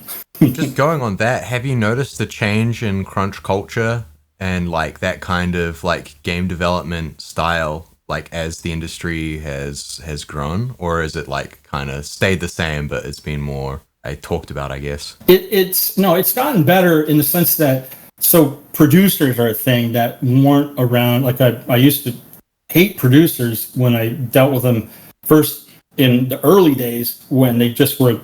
If you were a producer, if you couldn't do anything else, and you were the friend of a guy at the company that was high up, and then, hey, we'll make you a producer. Kind of like movies, like you just But it was at Blizzard that I ran into producers who were just so essential because they did all the scheduling, and they were the ones that could reflect back to you if you're being unrealistic about something. And it was I couldn't work without them because it's like artists were always thinking about all this big great stuff, which is fine, except you still have a schedule to meet, and so you have to make choices about what to keep, what not to keep. And those guys became essential to that, and that's part of because games became more understood, and of course WoW being very expected, like it's already a success, it's coming out every year. You know what you're dealing with, where in the early days every game was a completely new expression and a mess, and so production was a much harder thing to predict, I think. But also there's just like, so management in general of teams has gotten a lot better. Like on Hearthstone, that's when COVID hit, when I was on that project, and switched to working at home, and nobody worked overtime, and every patch made it on time. And Wow, that's so rare. so that's the kind of thing that yes, there's still crunch, but it's not quite as ubiquitous, I don't think, especially on companies where they've realized, okay, we need to be better than that. And because it's always bad planning and undisciplined planning that causes crunch. It means somebody did some bullshit somewhere, and now you're going to pay for it because you're going to have to pick up the slack because they overpromised or changed their mind about something or never really looked into how long something takes. But it has gotten a lot better, but not everywhere. That's interesting that you talk about that experience working from home during COVID for Hearthstone and not having overtime and meeting all your deliverable, like your deadlines. Because a lot of, we're in a stage now where there's a lot of return to work mandates happening, right? And so it's interesting to hear like that productivity didn't seem to actually decline at all under like good management when you're working from home.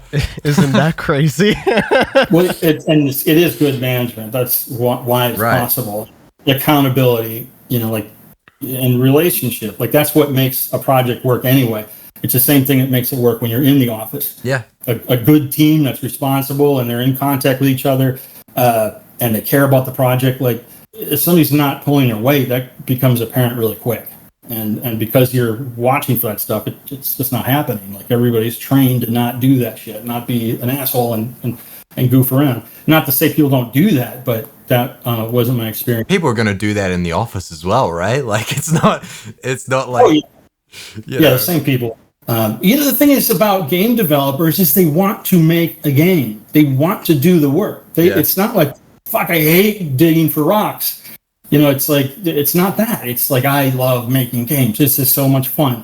And so they do it. You don't have to like generally chase them to get them to do it because they would do it for free. Right. And do. A lot of developers obviously will make a game even if they aren't being paid. It's just because it happens to be a crossover into hobby, and just there's certain things that people do that they're gonna like. We don't need robots, but we make them.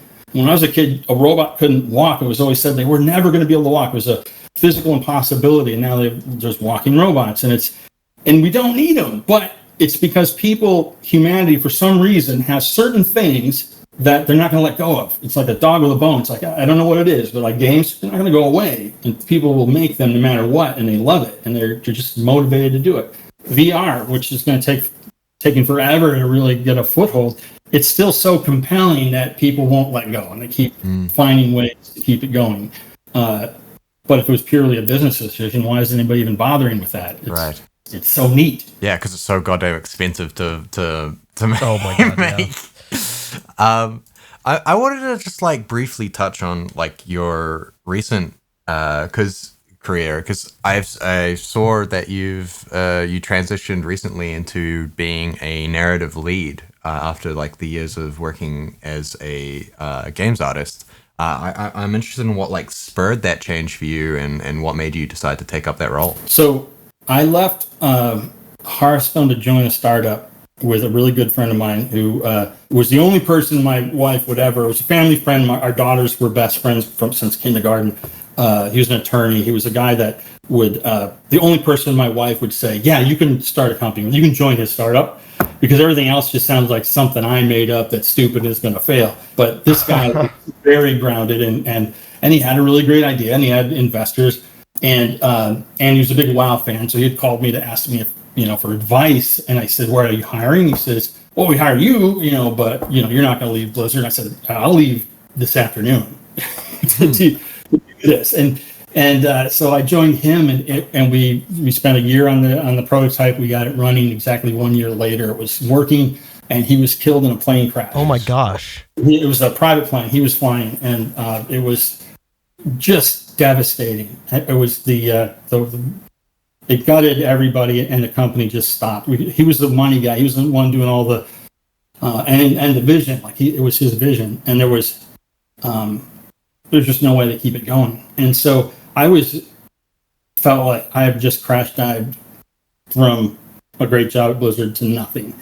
And I friends that I worked with all the way back at the beginning of my career who were working at VC again and had they didn't have any art roles open, but they wanted to get me on board anyway, which was fantastic. They really saved my life at a time when I just felt destitute. I felt like I don't know what anything's about anymore. And when I got there, it was Steve Rank again, and he said, "Hey, you need to have VC needs everybody to have a title. So what title would you like?" And I came up with something that would involve me having my own project, and like, hey, I'm going for the fences, And he said, we can't do that. How about narrative lead? So he actually had already a thing in mind, but I was fine with that, and I feel like the only thing I really brought was that, okay, I can deal with narrative, and I mostly can talk about narrative and have problems with narrative. I can get angry at narrative. I can button through narrative and have so many opinions about it, but I hadn't done it really. I mean, in Clay Fighter, I did the narrative. It was like one sentence that shows up at the beginning of the game. And but this was for a Lego game, which is really cool, and the game was awesome. It was Lego Drive, and it was that just came out like last year. Yeah, and it's an amazing game, and the best thing about it was the builder, like the ability to build your cars was so well done. And my son, who's pre-college, senior in high school, not very opinion about what games he'll play. If I suggest it, he won't touch it. If you guys suggested it, he would play it. Which I have a feeling now I've started to listen to your reviews and stuff and realize, oh my God, this is why I played that game, because he listens to this. How obscure could it possibly be? I feel, what do we even talk about? I don't even know. Probably. Well, it made me listen to a few notable episodes at one point. I gotta figure out which ones they were, but Christ. But anyway, he loves you guys. He's just hilarious and smarter than me. But no, we're not. No, you're on. We literally we're just like talking about poo poo and pee pee online. We're not that smart. Oh, why that's not, but this is a dad thing. All dads have this problem where it's like your kids, you could be the I don't know, head of NASA, and you're an idiot until they meet somebody else who dabbles in rocket ideas, and then they're a genius. But that's just because it's just a family thing. But you can just start feeding us like, recommend this on the show, and we'll do it. I distracted myself. Oh, so narrative on that. So what they needed was, the project was really far along, and the point about my son was that he sat down. We were at my friend's house, and they showed us the game, and my son ended up playing the builder for like hours. And I told them, I said, that is amazing, to get a teenager to sit down and just start going and building really cool stuff. They don't generally do that, unless they are really, really into it. And so I was super excited to work on it. And the narrative was really done. They just needed to tie all the loose ends together. The funnest part for me was, writing funny lines and then having an actual actor read them. And I had my proudest achievement on there, and it's in the game. Like, if you let the game play, you'll get these little messages from various characters as you're playing it. I had one he was the work from home cop. So he was a cop that did all this traffic work from his desk at home, and he was really lonely. And so I have this whole arc for this guy who, and this is just my own thing because I thought it was so funny. Because I found an actor who could do a Wisconsin accent. So he was doing that, and it would just get increasingly like kind of clingy to you. Like, so I'm drying my mouth. I'm gonna choke.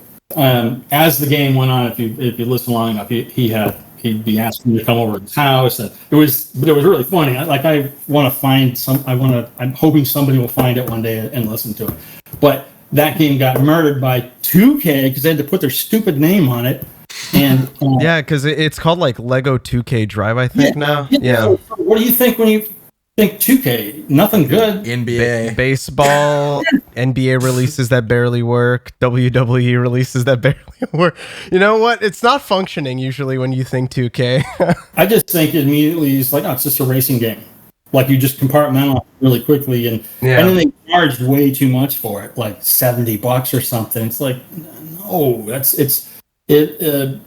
those things coupled with maybe the marketing, but the game is so neat and it is so fun. Like I still recommend it. It's like that is a fun game to play, and you can. It's really crazy to me too why they would go for like 2K Drive instead of going back to Lego Racers, which was the Nintendo 64 game, because 2K Drive plays like a modern version of Lego Racers, and it even has, we were talking about the customization of like your car and everything. That the building of 2K Drive is just the building from Lego Racers, but way nicer and way more evolved. It's God, marketing is it drives me insane. When you're talking about like canceled games, I think the worst experience is the game that's actually really good and gets better. Yeah, and that's like I was going to take you guys' recommendation and play Dragon's Dogma, and then I did. Oh my God, that's a crazy game to recommend to anybody. You guys recommend it. I almost bought it, but it was a lot of money, and then I saw that Ghostwire Tokyo, which I guess nobody likes, was $16, so I got that. Oh no, Ghostwire is a good time. I like it, and the thing is, it's like, also stupid pretty. Yeah, and it's like every game is so. When I play any game, it's like I just see all the work and all the heart that goes into it and all the care, and it sucks that not every game is going to make money, not every game is going to succeed, and then the dumb thing is that then publishers will kill a team because the game didn't go well, forgetting the fact that this is a high functioning team. All the relationships are worked out and everybody works together and you're able to produce at a high rate. Relationships in a team are almost as important as like the talent in it. You can have like a bunch of dumb people but they have a great relationship and they can make something absolutely magical, And so many things go into why a game does and doesn't succeed, right? And like a lot of the time it's not actually to do with the work that the developers did on the game or the quality of the game itself. It can do, maybe the game was marketed completely wrong. Maybe you gave it a terrible name like 2K Drive. Jeez, man. People have an association with the brand of 2K. Like it's the people when that's, even though there are like plenty of games developed by not developed by 2K, but published by 2K that don't have the name in it that people are like and stuff like that. When you put that in it, it's becomes a there is an association with their sports games or their WWE game or whatever you have it. But it's games like they don't do that to Civilization. They don't go Sid Meier's 2K Civilization 7. Like I didn't even know that was a 2K game. I'm pretty sure I'm pretty sure 2K publishes Civ. Huh. They should call it 2K Civilization. Let's see how far it goes. Well, that would be one game that hypothetically could maybe succeed still because it's Civilization. But if you put 2K, like Borderlands has it in the credits at the beginning, it says 2K, but if it said 2K Borderlands 2K, I don't know, that would definitely hurt it. And if it was an unknown game, forget it. Like if it was a new game, then you just make up what it is. It's like, it's that's some janky. And it's not like the developer's like, please 2K, let us put your name in our game. There was much crying and gnashing of teeth when that happened. Like they were so upset, the team was, because they just knew the writing was on the wall. Like, and 2K is the one that did that. Like they decided, and I think of them as a bunch of bros that are I forgot the lineage of that company, but they're gross. There's something in there I don't like, and there's nice people there I worked with, but it's like something about that kind of thing. It's just like a testosterone thing. Put our fucking name on it, it's stupid. Have a little self-awareness of what people think of your your brand. Well, It's like, that's the thing, is that they don't they look at their sales for fucking NBA 2K22 or something like that, and they're like, okay, maybe that's because we put the name in, and if we put that on another game, then surely they'll get the same sales as NBA or whatever It's a the fuck. Lego game. Like Kids don't give a fuck. Yeah, but it's, don't you know, know. like, it's as dumb as that. Oh god, Yeah, I like, know. That's at the end of the day. I'm just saying. I'm not like saying you're wrong. I'm just. Oh god, that's so fucking stupid. That's it. Just God, that's stupid. Yeah. Yeah. All right. I mean, do you have any final questions, Billy, before we wrap this up? I do not. That was all encompassing. That was super fun. Yeah. That's excellent. that was If you got anything else you wanted to say just before we wrap up, Eric, now's your time. I'm super lonely. I could talk all day. Fair enough. All right. Thanks again for joining us and being on this episode. It was an absolute pleasure. Yes, thank you so much. Take care.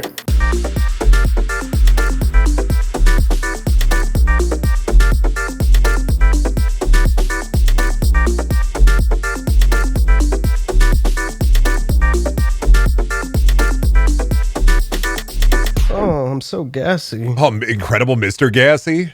Yeah, I'm the incredible. for me. I'm the incredible Mr. Gassy, and much like gas, gone with the wind, so does some videos game. What? Oh, Wow, what a great Wow. The hell are you Wow, talking that's great. about? That's a great intro. oh Christ. It's been a while since we recorded that interview, but one of the things that I came out of it with, talking to Eric about his history working in game development, is just how many projects game developers work on that just never see the light of day, or even like we even know about. But then we always get attached to the games that we didn't get to play that we did know about. Yeah, because it's the potential, you know? Yeah, and something that, like, I'm sure when we talk to a community manager about, there's this like idea that, you know, you start playing a game from the moment that you hear about it, in a way. Like, you start putting in your mind what it would be like to play that game, or, you know, what that game is going to be when it comes out and what it's going to mean to you. So they're like being, you know, I tasked everyone here to come and do a little bit of research into some canceled games to have a wee talk about, and try and figure out, you know, what some of the reasons might have been for them being canceled, and what effects they had on us. Yeah. Yeah. Because God knows I've been disappointed by cancellations. Well, that's why you got to follow the Wikipedia. It'll tell you what games get canceled and what games don't. I don't even want to. Wikipedia. That's where they put all the Star Wars characters. I don't know about. Oh, like Luke. Like Luke. Computer, pull up the Star Wars Wikipedia page for, I don't know, Yoda, I guess. Fucking Gluck. Don't worry, Pen. I'm Googling Yoda freak image right now. Give me a second. I'll post it for you. Hey, thanks. I like how immediately we just got fucking completely sidetracked. Stop I'll posting post feet! Well, I'll start since mine. I probably have done the least amount of research on mine. So No, not the image. Yeah, Fuck. there he is. Welcome to your new home, freak. I was thinking about just yelling into the clouds about Space-Based DF9 again, but like you know what? I've already yelled at Double Fine enough for that, and I'm never gonna get what I want. So That'll Yeah. repent. thought I'd bring up Fallout Van Buren. Oh wow, I have not thought about that in a while. Fallout Van I don't Buren even it was know the about this. code name for Fallout 3 when Black Isle Studios okay. was still working on Fallout pre-Bethesda takeover. Interplay was Yeah. publishing it, and it was the second iteration of Fallout 3 that they were working on.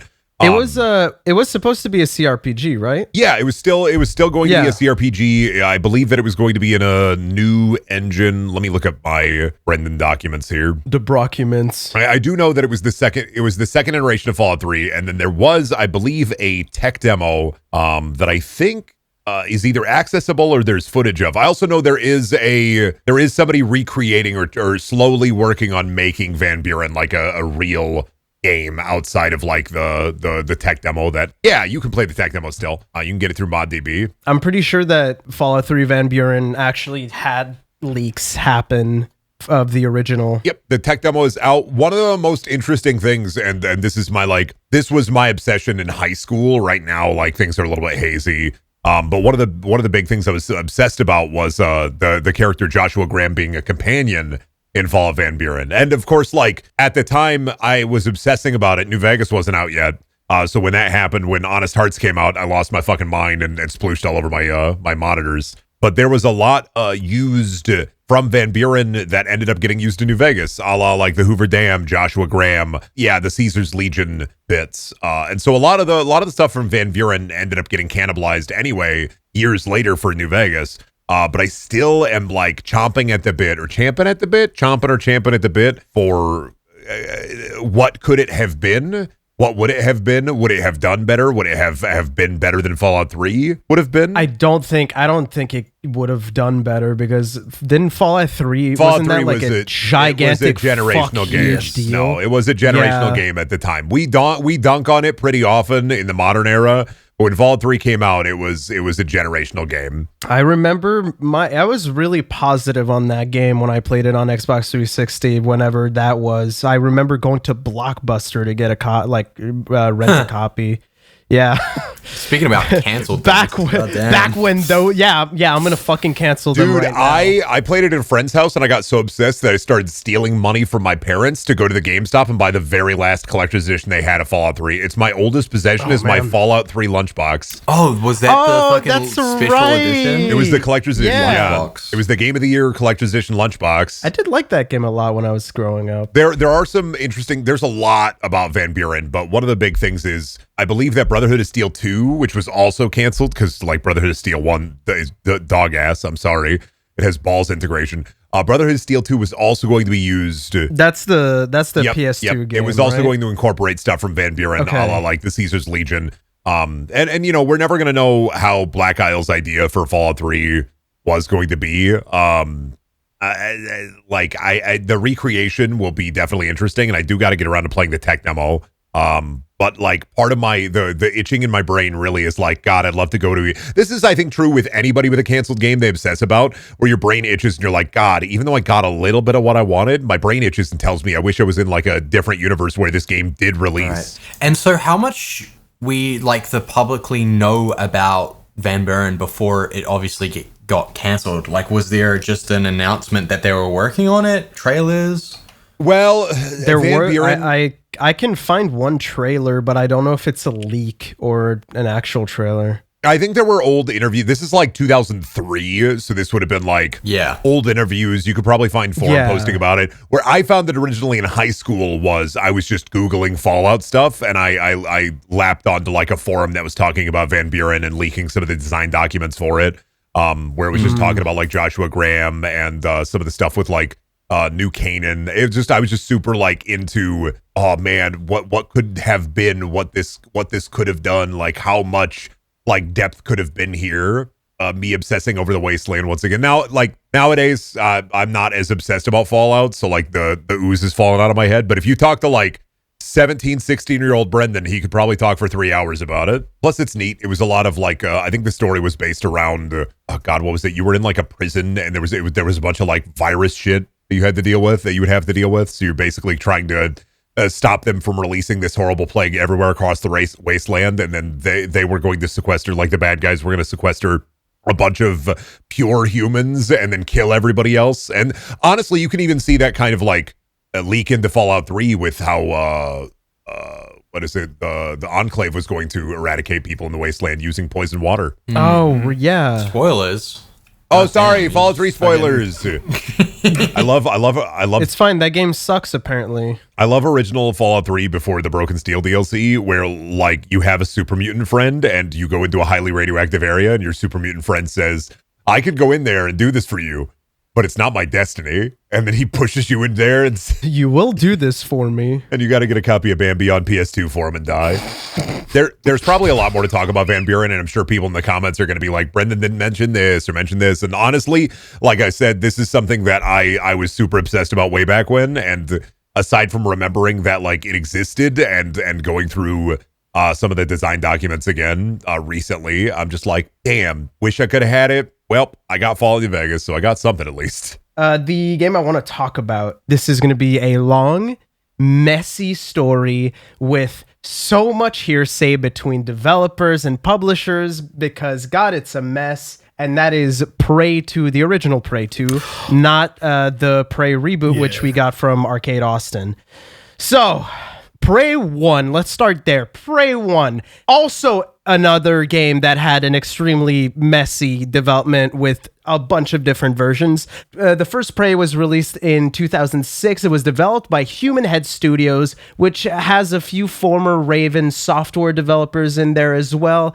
Fun fact about them, they actually created character jibbing with their game Heretic, which I think is interesting. They also pioneered looking up and down in first-person shooter games. Wait, actually? Yeah, no, Heretic is the first. If I'm wrong, somebody's going to call me an idiot, but I'm pretty sure the first Heretic, it was the first game that you could look up and down, have an inventory that you could manage, and the first one with character jibs. As an old-ass game, brother. The original project for Prey 1 was actually contracted by 3D Realms because it was the second version of Prey, because they couldn't finish the first version, so then they got Human Head to finish it under contract. That second version of Prey, which is the version that we got, came out and it was published by 2K Games. The reception was great. It sold like more than 1 million copies within the first 3 months. So by August of 2006, they formally announced Prey 2 to the press. Okay, they announced it way too early. It wasn't that formal. It was basically just like, wow, this did well. Let's get some hype right now. Prey 2 is happening, fellas. And now that lands us into the first version of Prey 2. So, the game goes dark for quite a while, but there's like small nuggets of information here and there. This version of Prey 2 would have the protagonist from the first game play a big role in the story because it would have been a direct continuation. They would bring back some of the level mechanics from the first game, like have you guys played that game? The first Prey 2006? Nope. Yeah. I have not, but it's been on my list. I recommend it a lot. I fucking love that game. It's super short. It's really fun. All I can remember about it for the rest of my days is just the opening bar scene. The opening bar scene is so... Yeah, because it plays fucking... Oh, God. So I can't buy the game anymore. Yeah, that's why you can't buy the game anymore. But, I mean, hey, man, all I'm going to say is that it's abandonware.com. You can still buy Prey on the Xbox store because it's backwards compatible. It's just not on PC. You can't buy it anymore. You can buy it on the... Wait, what? Yeah, you've been able to buy it. They done ran out of Steam keys. You can buy it on... You've been able to buy it on Xbox for That's a crazy. long time. Yeah. What? They never took it off the Xbox store. Probably since 2006. Did they just fucking forget? No, it's 2K just published it. Because the licensing for the music... You know, it just, no, but it's on there. the problem was the licensing for the music was... Because they have Blue Oyster Cult and a bunch of No, if you got an Xbox other One, you big can just play bands. it. Yeah. What the fuck? What the fuck? Yeah, it's just on there. Go play it then. What on the fuck? canceled, That's a I great guess. game. Either way, man. Fuck. They were gonna bring a bunch of level mechanics and weapons from the first game, and they were gonna continue the story from that game. Now, jump to 2009. 3D Realms lays off their entire development team and most of their staff. They basically die in one fucking day. I cannot get into the death of 3D Realms in this episode because we want to cover other things, because that's like another fucking whole thing that happened. During that time, the trademark for Prey changes hands a few times until it lands in the hands of ZeniMax, who also coincidentally acquires id Software, which are the, id Tech. That's the engine for the first game, id Tech 4. This version of the game, Prey 2 version 1, it never actually hit development. It was mostly a lot of bouncing ideas around. But when ZeniMax acquired the Prey trademark, things started to actually get rolling and we start seeing a bit more stuff, which lands us into Prey 2 version 2. That's the one that most people talk about when they talk about the canceled Prey sequel. So, in 2011, Bethesda announces Prey 2 once again, but this time with a bunch of new information. The game was totally different from the first version of Prey. It was an open world game. It was set in an alien world. The narrative was about a new protagonist. Instead of Tommy, it was going to be a bounty hunter named Killian, and it was going to be more of a thematic sequel than a direct sequel. Now, this is when the trouble actually properly starts, because around the end of 2011, the entire development for Prey 2 just stops after 2 years with no reasons officially given to the public. By 2012, there's no more information about the game development, so, people start talking, speculating, it's probably in development hell, and when it didn't make its 2012 release window, Bethesda actually put out a statement saying that the game's development had not progressed satisfactorily, and the game did not currently meet quality standards. At the end of 2012, and the start of 2013, Arcane Austin just released Dishonored with Bethesda, and it was a banger, but something else happened around that time. Kotaku started putting out reports that Human Head and Bethesda split over contract disputes, and Bethesda was trying to find a new developer to pick up the development on Prey 2. Around that time, Kotaku found out that Arcane was supposed to take the mantle on Prey 2, but Pete Hines, who was the head of publishing at the time, because I don't think he even works for Bethesda anymore. I think he left. He denied all the rumors, but within 1 week, internal emails sent to the Arcane employees confirmed that they had been approved to work on Prey 2. In 2014, Bethesda officially cancels Prey 2, with Pete Hines giving out this statement. It was a game we believed in, but we never felt that it got to where it needed to be. We never saw a path to success if we finished it. It wasn't up to our quality standard, and we decided to cancel it. That wasn't an easy decision, but it won't surprise many folks given that we hadn't been talking about it for a while. It's a franchise we still believe in, and we can do something with. We just need to see what that something is. And with that, that's it. That's the rest. The rest is just history. And we got the 2017 Arcane Prey reboot. But what the hell happened? Why did the game get canceled? IGN actually started investigation articles. So we're going to get into this. But where we're getting now is a lot of hearsay between publisher and developer. So Jason L. Blair, who was the head narrative designer and writer at Human Head around the time, said in 2013 on Twitter that what happened was political, petty, and potentially litigious.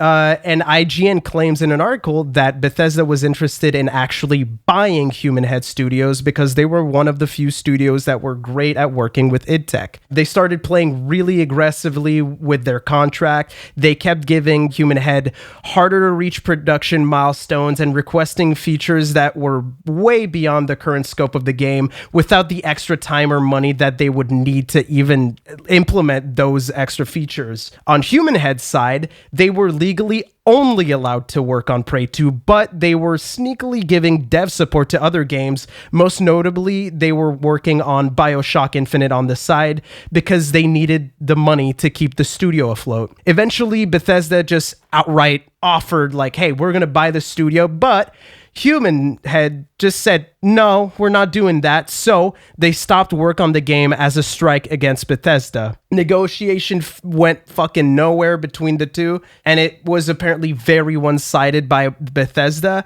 So the split happened, and that's where we're at. The entire IGN report obviously was fully denied by Pete Hines of Bethesda. He called it nonsense, and he stated that the game didn't turn out like we wanted, it didn't work, and it didn't happen. That's it.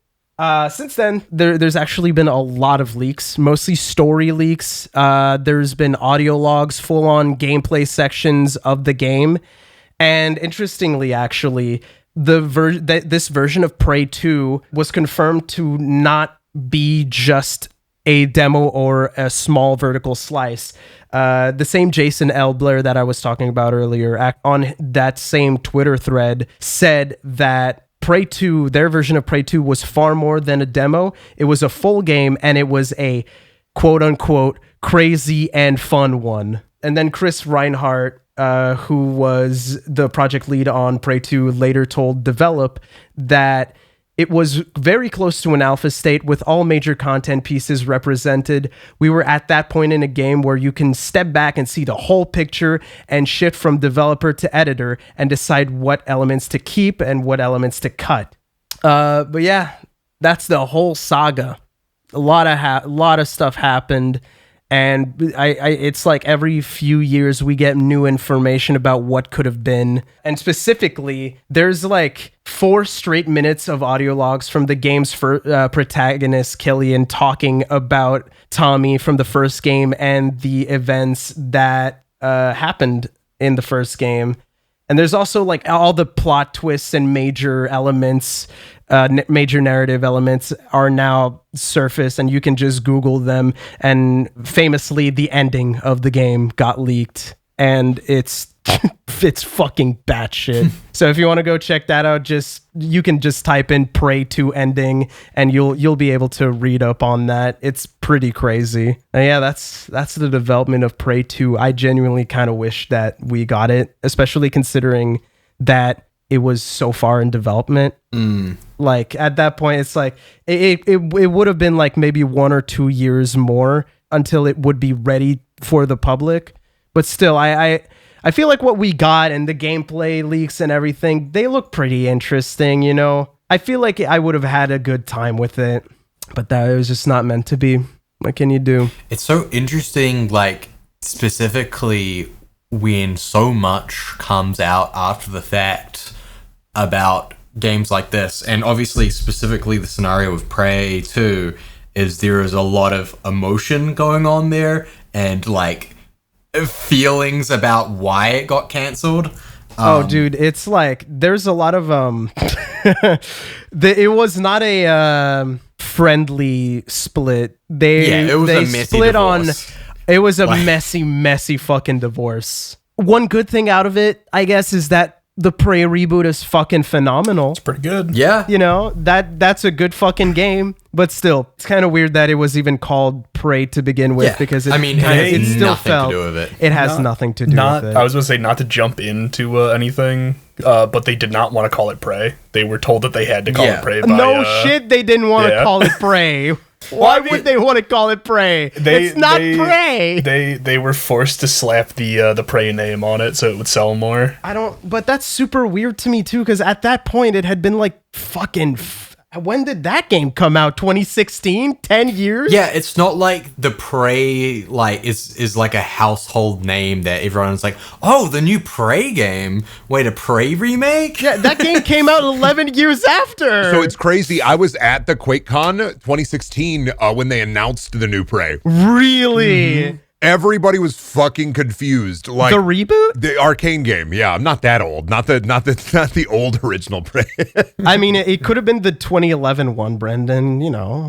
Everybody was confused. They were like, what is this? I think I still have somewhere like a Neuralink poster rolled up from that event. And it was like really cool, but even I was like, this isn't Prey. I'm like, where's the Blue Oyster Cult? I'm like, it's super weird, especially because Prey has such like deep roots in Native American folklore and culture, and then the new one, the reboot, just nothing. It's so strange. It's so weird. Or so weird because I feel like it's a misplay as well, because I feel like people get more excited, at least now. Maybe it was different back in 2017, but people tend to get more excited about new IP now than they do about like. Because there's just so much saturation of series, and at least maybe this is just my personal idea. Well, even then it was weird.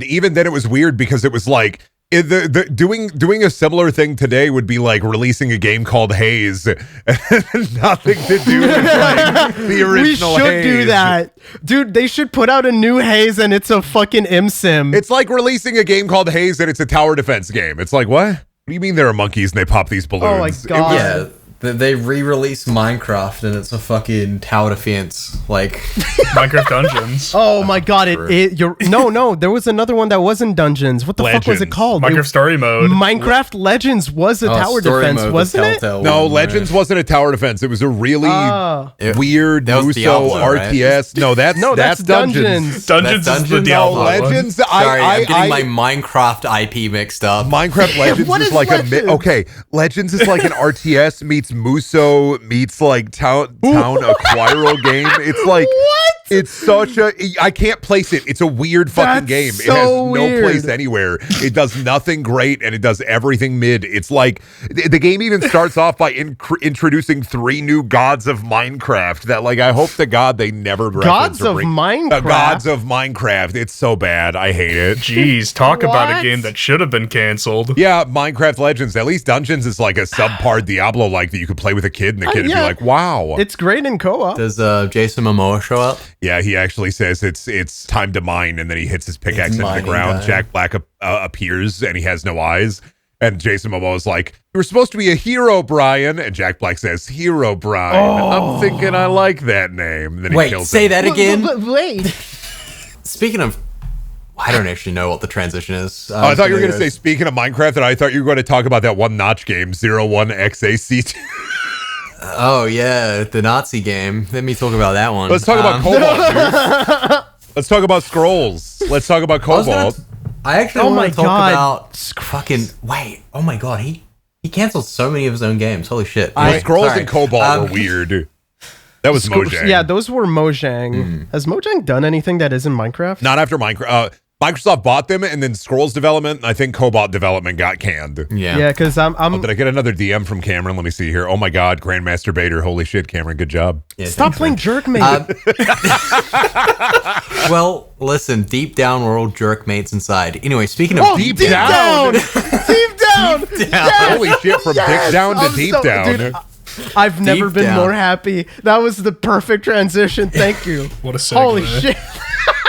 Deep Down is a game that is technically not canceled, so I shouldn't That's really true. be talking about it. Although Technically, you're lying.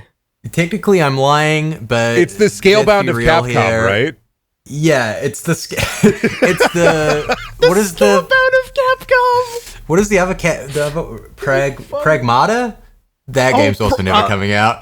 But Is Pragmata Capcom? I think Capcom. It's not Capcom. Pragmata is that the game that they announced a delay to? Scalebound isn't Capcom either. Capcom, this is in 2013 or 14. This is for the PlayStation 4. They announced it at E3, I want to say.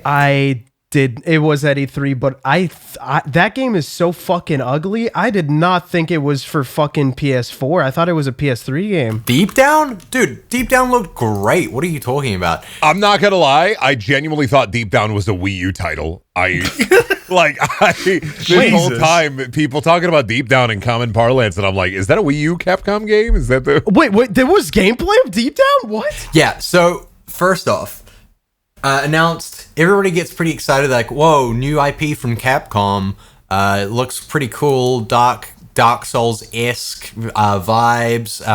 They said it was going to be free to play and it's going to be multiplayer, built on an entirely new engine as well. This is back when Capcom were still using MT frameworks, and so they were looking for a new engine to start a new generation of games off with. The Deep Engine. You know, announced, then it gets a gameplay demo at 24 for TGS the next year. People play it. People talk about how it's really interesting. They didn't really show that much. It's just a very small vertical slice, but it promised a lot more. And then nothing.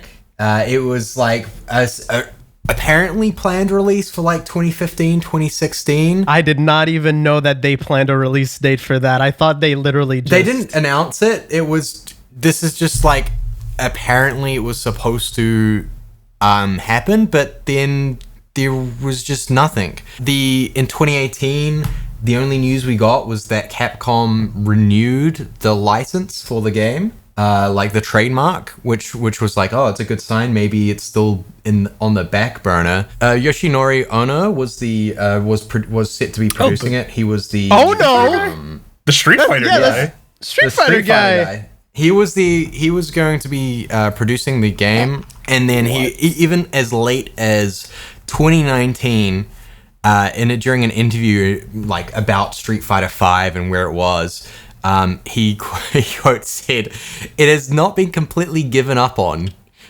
which was an interesting time for him to say it, considering the next year he left Capcom. So let me make my damn game or I'm leaving Capcom. Which in the same year, Capcom decided not to keep paying to renew the trademark. So technically, we could make Deep Down. Oh. We could buy the rights to Yeah, Deep we Down could buy the Deep and Down rights. revive it. But this is one of those ones where it seems like it just kind of like withered away in development. It really fizzled out, and there's like no more information about it. But yeah, it's like the latest we heard is the Sony's Worldwide Studios Sean Layden said that he has no idea what happened to Deep Down, and that maybe other team members might pick up the game, which, you know, hope springs eternal in Sean Layden's heart, and so it does in mine. Deep Down. Yeah. 2025, it's happening. 2025. Dude, you better fucking. I can't believe that Deep Down is your generation's Duke Nukem Forever. Oh my No, god. that's Beyond Good and Evil 2. But okay. No, that game's still coming out. No, it's still coming. Oh, Ubisoft's going to release it any day now. It's going to have Oh towers my in it God. this time. Deep Down. It's gonna have a bunch of user created content made by AI. My best guess is that Capcom were focusing on different things at the time and just pulled team away from it. It just, you know, the team got smaller, less development time, and, you know, as time went on, the you know, a multiplayer free-to-play co-op dungeon crawler became I guess a harder and harder sell, maybe, or something happened. It's kind of crazy because do you guys know what they put out that year? Capcom? Yes, I do know what they put out that year. That's hilarious. Dead Rising 3, DMC Devil May Cry, and Lost Planet 3. Oh, you're also Ooh. forgetting the year after they came out with Dragon's Dogma Online as well, which is, you know, very similar to what Very I would similar. assume Deep Down would have been. A co-op dungeon crawler medieval fantasy game. Dude, holy shit, Capcom. Holy shit. I'm holding out though. I have hope. I'm holding out. I would do that would be zero fuck. I'm not even fucking around, man. That would be hype as fuck. That would be the funniest and most hype shit they could possibly talk about. They'd have to redo their trademark on it, but who knows? Ono's coming back. He can do it with the new. He's with French Bread now, right? He's with the Melty Blood guys. Oda's working at French Bread. I think he is working at French Bread. No. Yeah. Is he not? He's There's no shot at the guy from Street Fighter's working on Melty Blood. You're making I'm things pretty up. sure he- How? Yeah, What the Lazangle? Yeah, that's the publisher for Melty Blood. Is it? Oh, okay. There you Yeah, go. I genuinely think he might be working on Melty Blood right now. That's so funny. Oh, fucking Christ. Oh, the home, the room, the living room. Kage. Yeah, it was really like, it's just one of those things where, which is what happens with most games that get cancelled, where you just never find out really why, because, you know, NDAs are prevalent throughout the gaming industry, and a lot of the stuff is kept under lock and key. Yeah, and especially this seems like one of those projects it's never going to be brought back up. Yeah, and it doesn't seem, it's probably not just like one person's fault, or there isn't like bad blood, No. probably, because people kept working at Capcom years after, you know, Except, oh no. Whoa, but he worked there like years after the game, I mean, presumably Yeah. was supposed to come out, Yeah, so. yeah. He was working on Marvel vs. Capcom Infinite and then just left after dropping that. I swear I like the guy. I swear I like the guy. That's me at the gas station dropping a fat log and not flushing.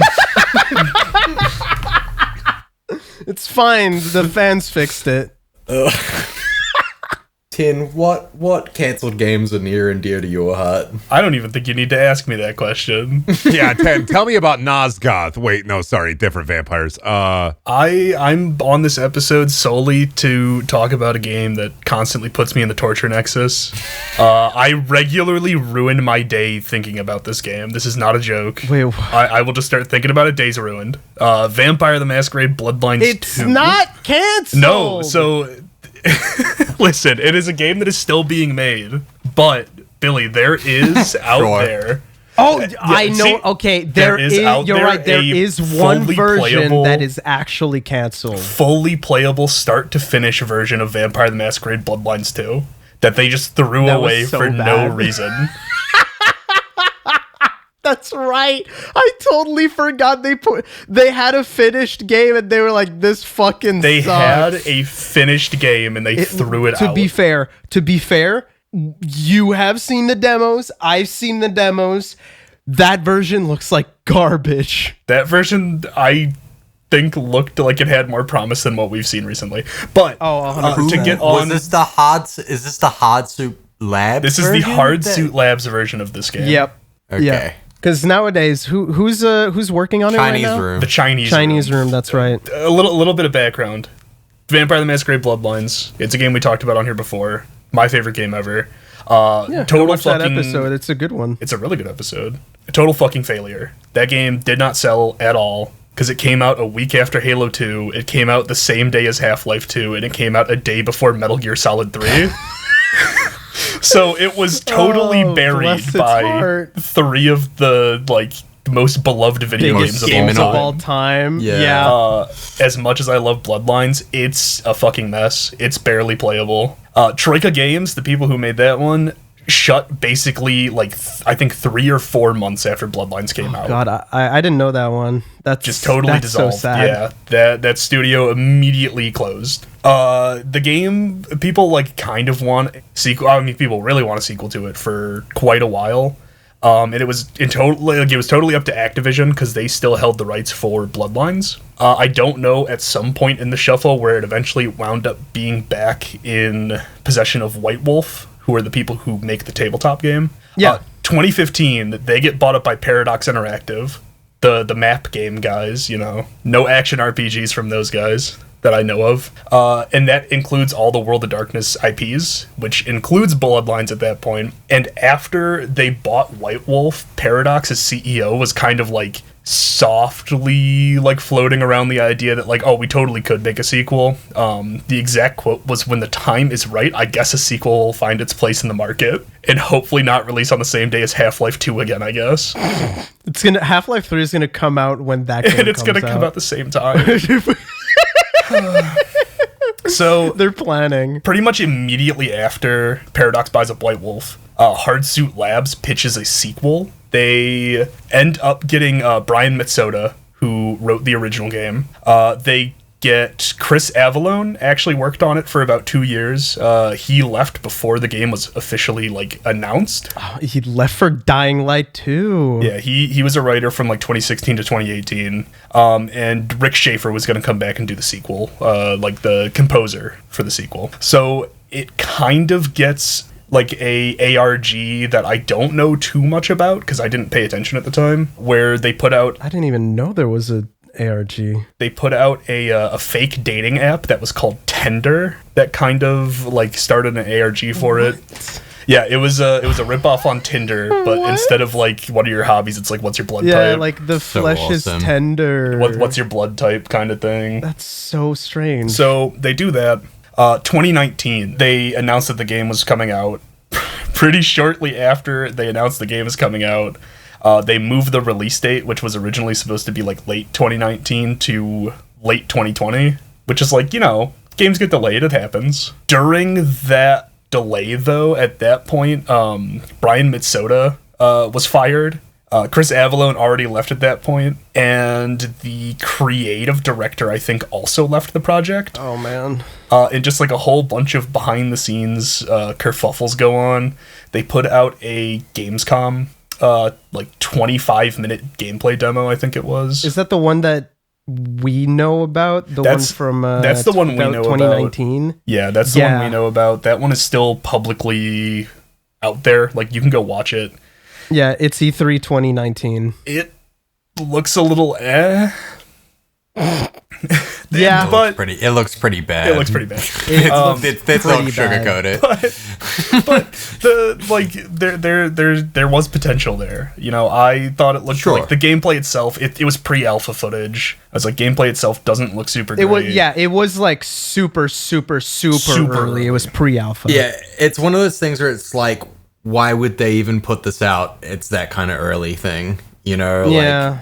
It like they should not have shown They this should to not the have public. shown it. No. Pretty shortly after that happened, we don't really get any information on where the game is at and like where it's going and a whole bunch of other stuff. We get another delay. And then in February of 2021, Paradox Interactive says that Hardsuit Labs isn't making the game anymore.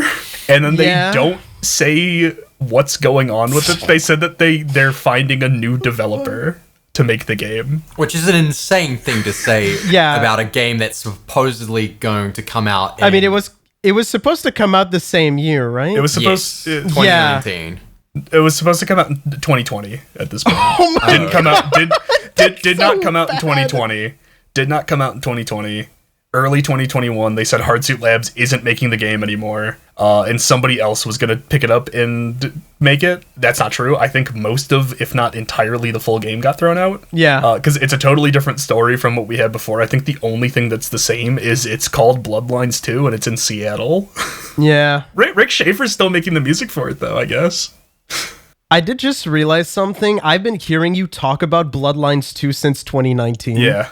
I'm not kidding. I am not kidding when I say that this game, for the better part of a decade, I'll think about it unprompted and just ruin my day. I mean, I saw you do it on Blue Sky. Like, I do it all the time this on Blue week. Sky. I do it all the time. Every single time it happens, I usually post like, "Guys, just ruined my day. Just started thinking about Bloodlines 2." Yeah. What do you think about the new gameplay demo that they put out? They put out a new one? They put out a couple, it was- and they're putting out dev diaries. The dev diaries show off some new gameplay stuff. Like they enhanced the combat to make it look like less bad. They enhanced the combat, and I don't know if I like it. I don't know if I like any of the new stuff they're showing. It looks very, I just really like. When is this supposed to come out again? First half of 2025. We don't have a date. It's February 23rd. As of this recording, we still don't have a date.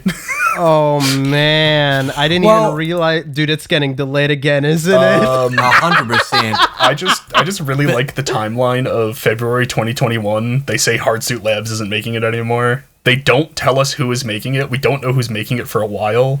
We get a totally unrelated Vampire the Masquerade Battle Royale, which was actually pretty good. You can still play it. I love that game. Blood What Hunt the fuck is was it great. called? Blood Hunt. Blood Hunt. I loved Blood Hunt. You can still play it. Oh, It's not sad. actively getting updates anymore because There's still people playing that game? who makes a successful Battle Royale. There are still people playing that game. The servers are Why still do up they too. call these dev diaries? They're 50 seconds long. No, some of No, them are a the little longer. website. You're supposed to they're read written. them. They're Oh, you read.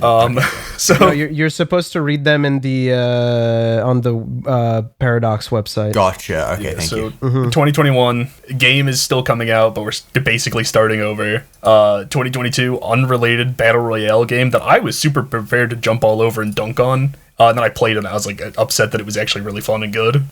And then September 2023, they announced that the Chinese room has taken over development of the game. So out there, they had I forget where the information was from. I think this is hearsay, so I'm just going to preface that.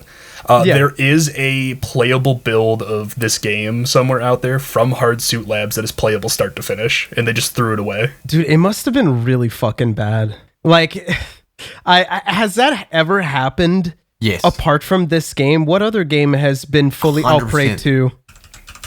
We I were literally talking just about it talked earlier. about that. I'm But such a there's fucking moron. definitely games where, if not completely finished, they come very close to finishing. I mean, StarCraft Ghosts, the freaking game. Oh, we Eric literally worked on, talked got about- really yeah, we- close to finishing Yeah. development. Like, there was playable, like, you could play a lot of that game. I'm sure there's even way more that it happens to that we don't even know about that get real close. Like, I know for, like, the Last of Us multiplayer one that got canned must have been really Oh, close. it got canned because Bungie said it sucked. Well, that and also the market shifted on, how many live service games get to be successful. When Fortnite has a monopoly pretty much on that kind of fucking thing, and there then- can only be like two others.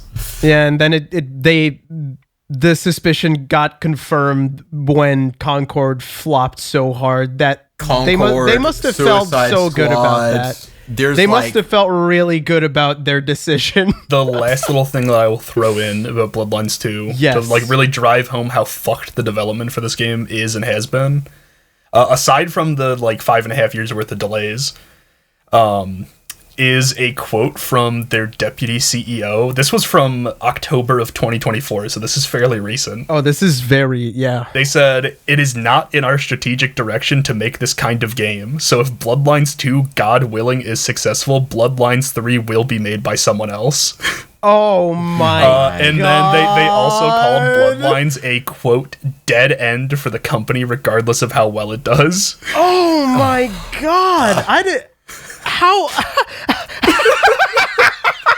That's so crazy. That you should not be saying that about a game that hasn't come out yet. That you are the deputy CEO. Put that on the publisher. Put that on the front of the box.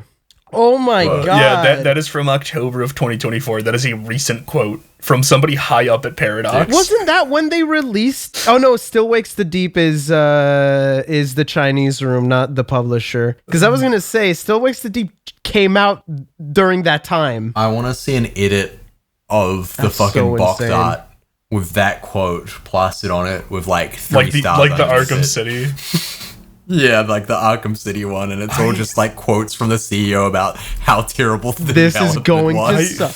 I just can't believe that, dude. It's the if so Bloodlines 2, God willing, is successful. Direct quote from the CEO. God willing. Like, not even like, oh, this is something that they said in like private that got leaked. They were doing an interview with PC Gamer. Oh my God. They said it in an interview. Oh, what a fucking mess, man. Hey, so it's definitely coming out, and I'm gonna be so happy if it is a game, I guess. I don't know. The bar's pretty low at this point. I have something in my head, and you might actually die if that happens, but the funniest outcome would be that the same thing happens and it changes developer for a second time. I just need it to be in my hands so I can stop the 6-year psychosis that I've had, where I just think about it and my day is ruined. Oh Christ! Wow, that was awesome. That was awesome. I feel like it does count that it got cancelled if the Hardsuit Labs version never came out, right? That's like it is cancelled. It's canceled. They scrapped it. It's canceled. Yeah. Hey, if you want me to double down and have a game that was canceled, the Rainbow Six Patriots was a game that I was going to talk about. That game got announced too early because they were worried people were going to leak it. We didn't hear anything else about it. They canceled it, and then like a year and a half later, Siege came out. That's like all I know about Rainbow Six Patriot. There was like 2 trailers. Wasn't there another Rainbow Six game that was supposed to come out and never did? Not Patriots, because Patriots is very well known for. Wait, no, I'm not thinking of the same thing. What's the game? What's the military game where you're with your wife watching TV?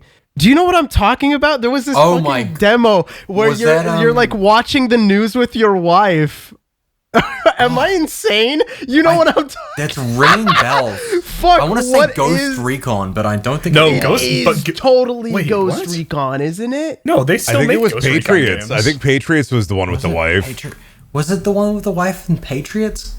Did they strap a bomb to the guy in the trailer? Right. Yeah, your wife gets kidnapped. No, that's Patriots. It is Patriots. Yeah, that was Rainbow Six Patriots. I thought it was another game. And then the game... I'm not sad that it got canceled. I mean, that looked fucking stupid as shit. But I am Press sad... F to save your wife. I am sad that the Rainbow Six franchise got its last like actual game canceled to make way for the live service slot tent machine that is Rainbow Six Siege. Yeah. Hey, that game was fun. At least you're not a Ghost Recon fan. You have not played as much as 10 has. I played a lot of that game. I haven't touched it in 3 years. I'm sober. I also haven't touched it in years now. I can't remember what the last operator that came out was. Oh, well, I got news. They're still coming out. It's getting it's getting an engine overhaul. Yeah. Oh, they're smiting it? No. They're not smiting. It's more of an Overwatch 2 situation. No. Oh. Because Smite. Okay, I see. Smite was a different thing, but it's like not everything in Smite 2, or not everything that was in Smite is in Smite 2. Like the other day, I got flashbanged by is it like Fortnite getting announced. Is it like Fortnite where they're going to close a game, they're like going to turn the game off, and then a bunch of children are going to make videos crying? I don't know. I just know that it's going to be called Rainbow Six X now because it's the 10-year anniversary update. It's a Siege. It's a Rainbow Six Siege game, so there's going to be children crying no matter what. Heyo. Anyway, thanks everyone for listening to this episode of the podcast. Did you get depressed? Tell us about your canceled games that you want to cry about or whatever. Leave a comment below about your favorite game that you never got to play. Your favorite one. And then think about it, and then ruin your day, and then post about it on your social media of choice. And then if you're a developer that worked on one of those games, your day's already ruined.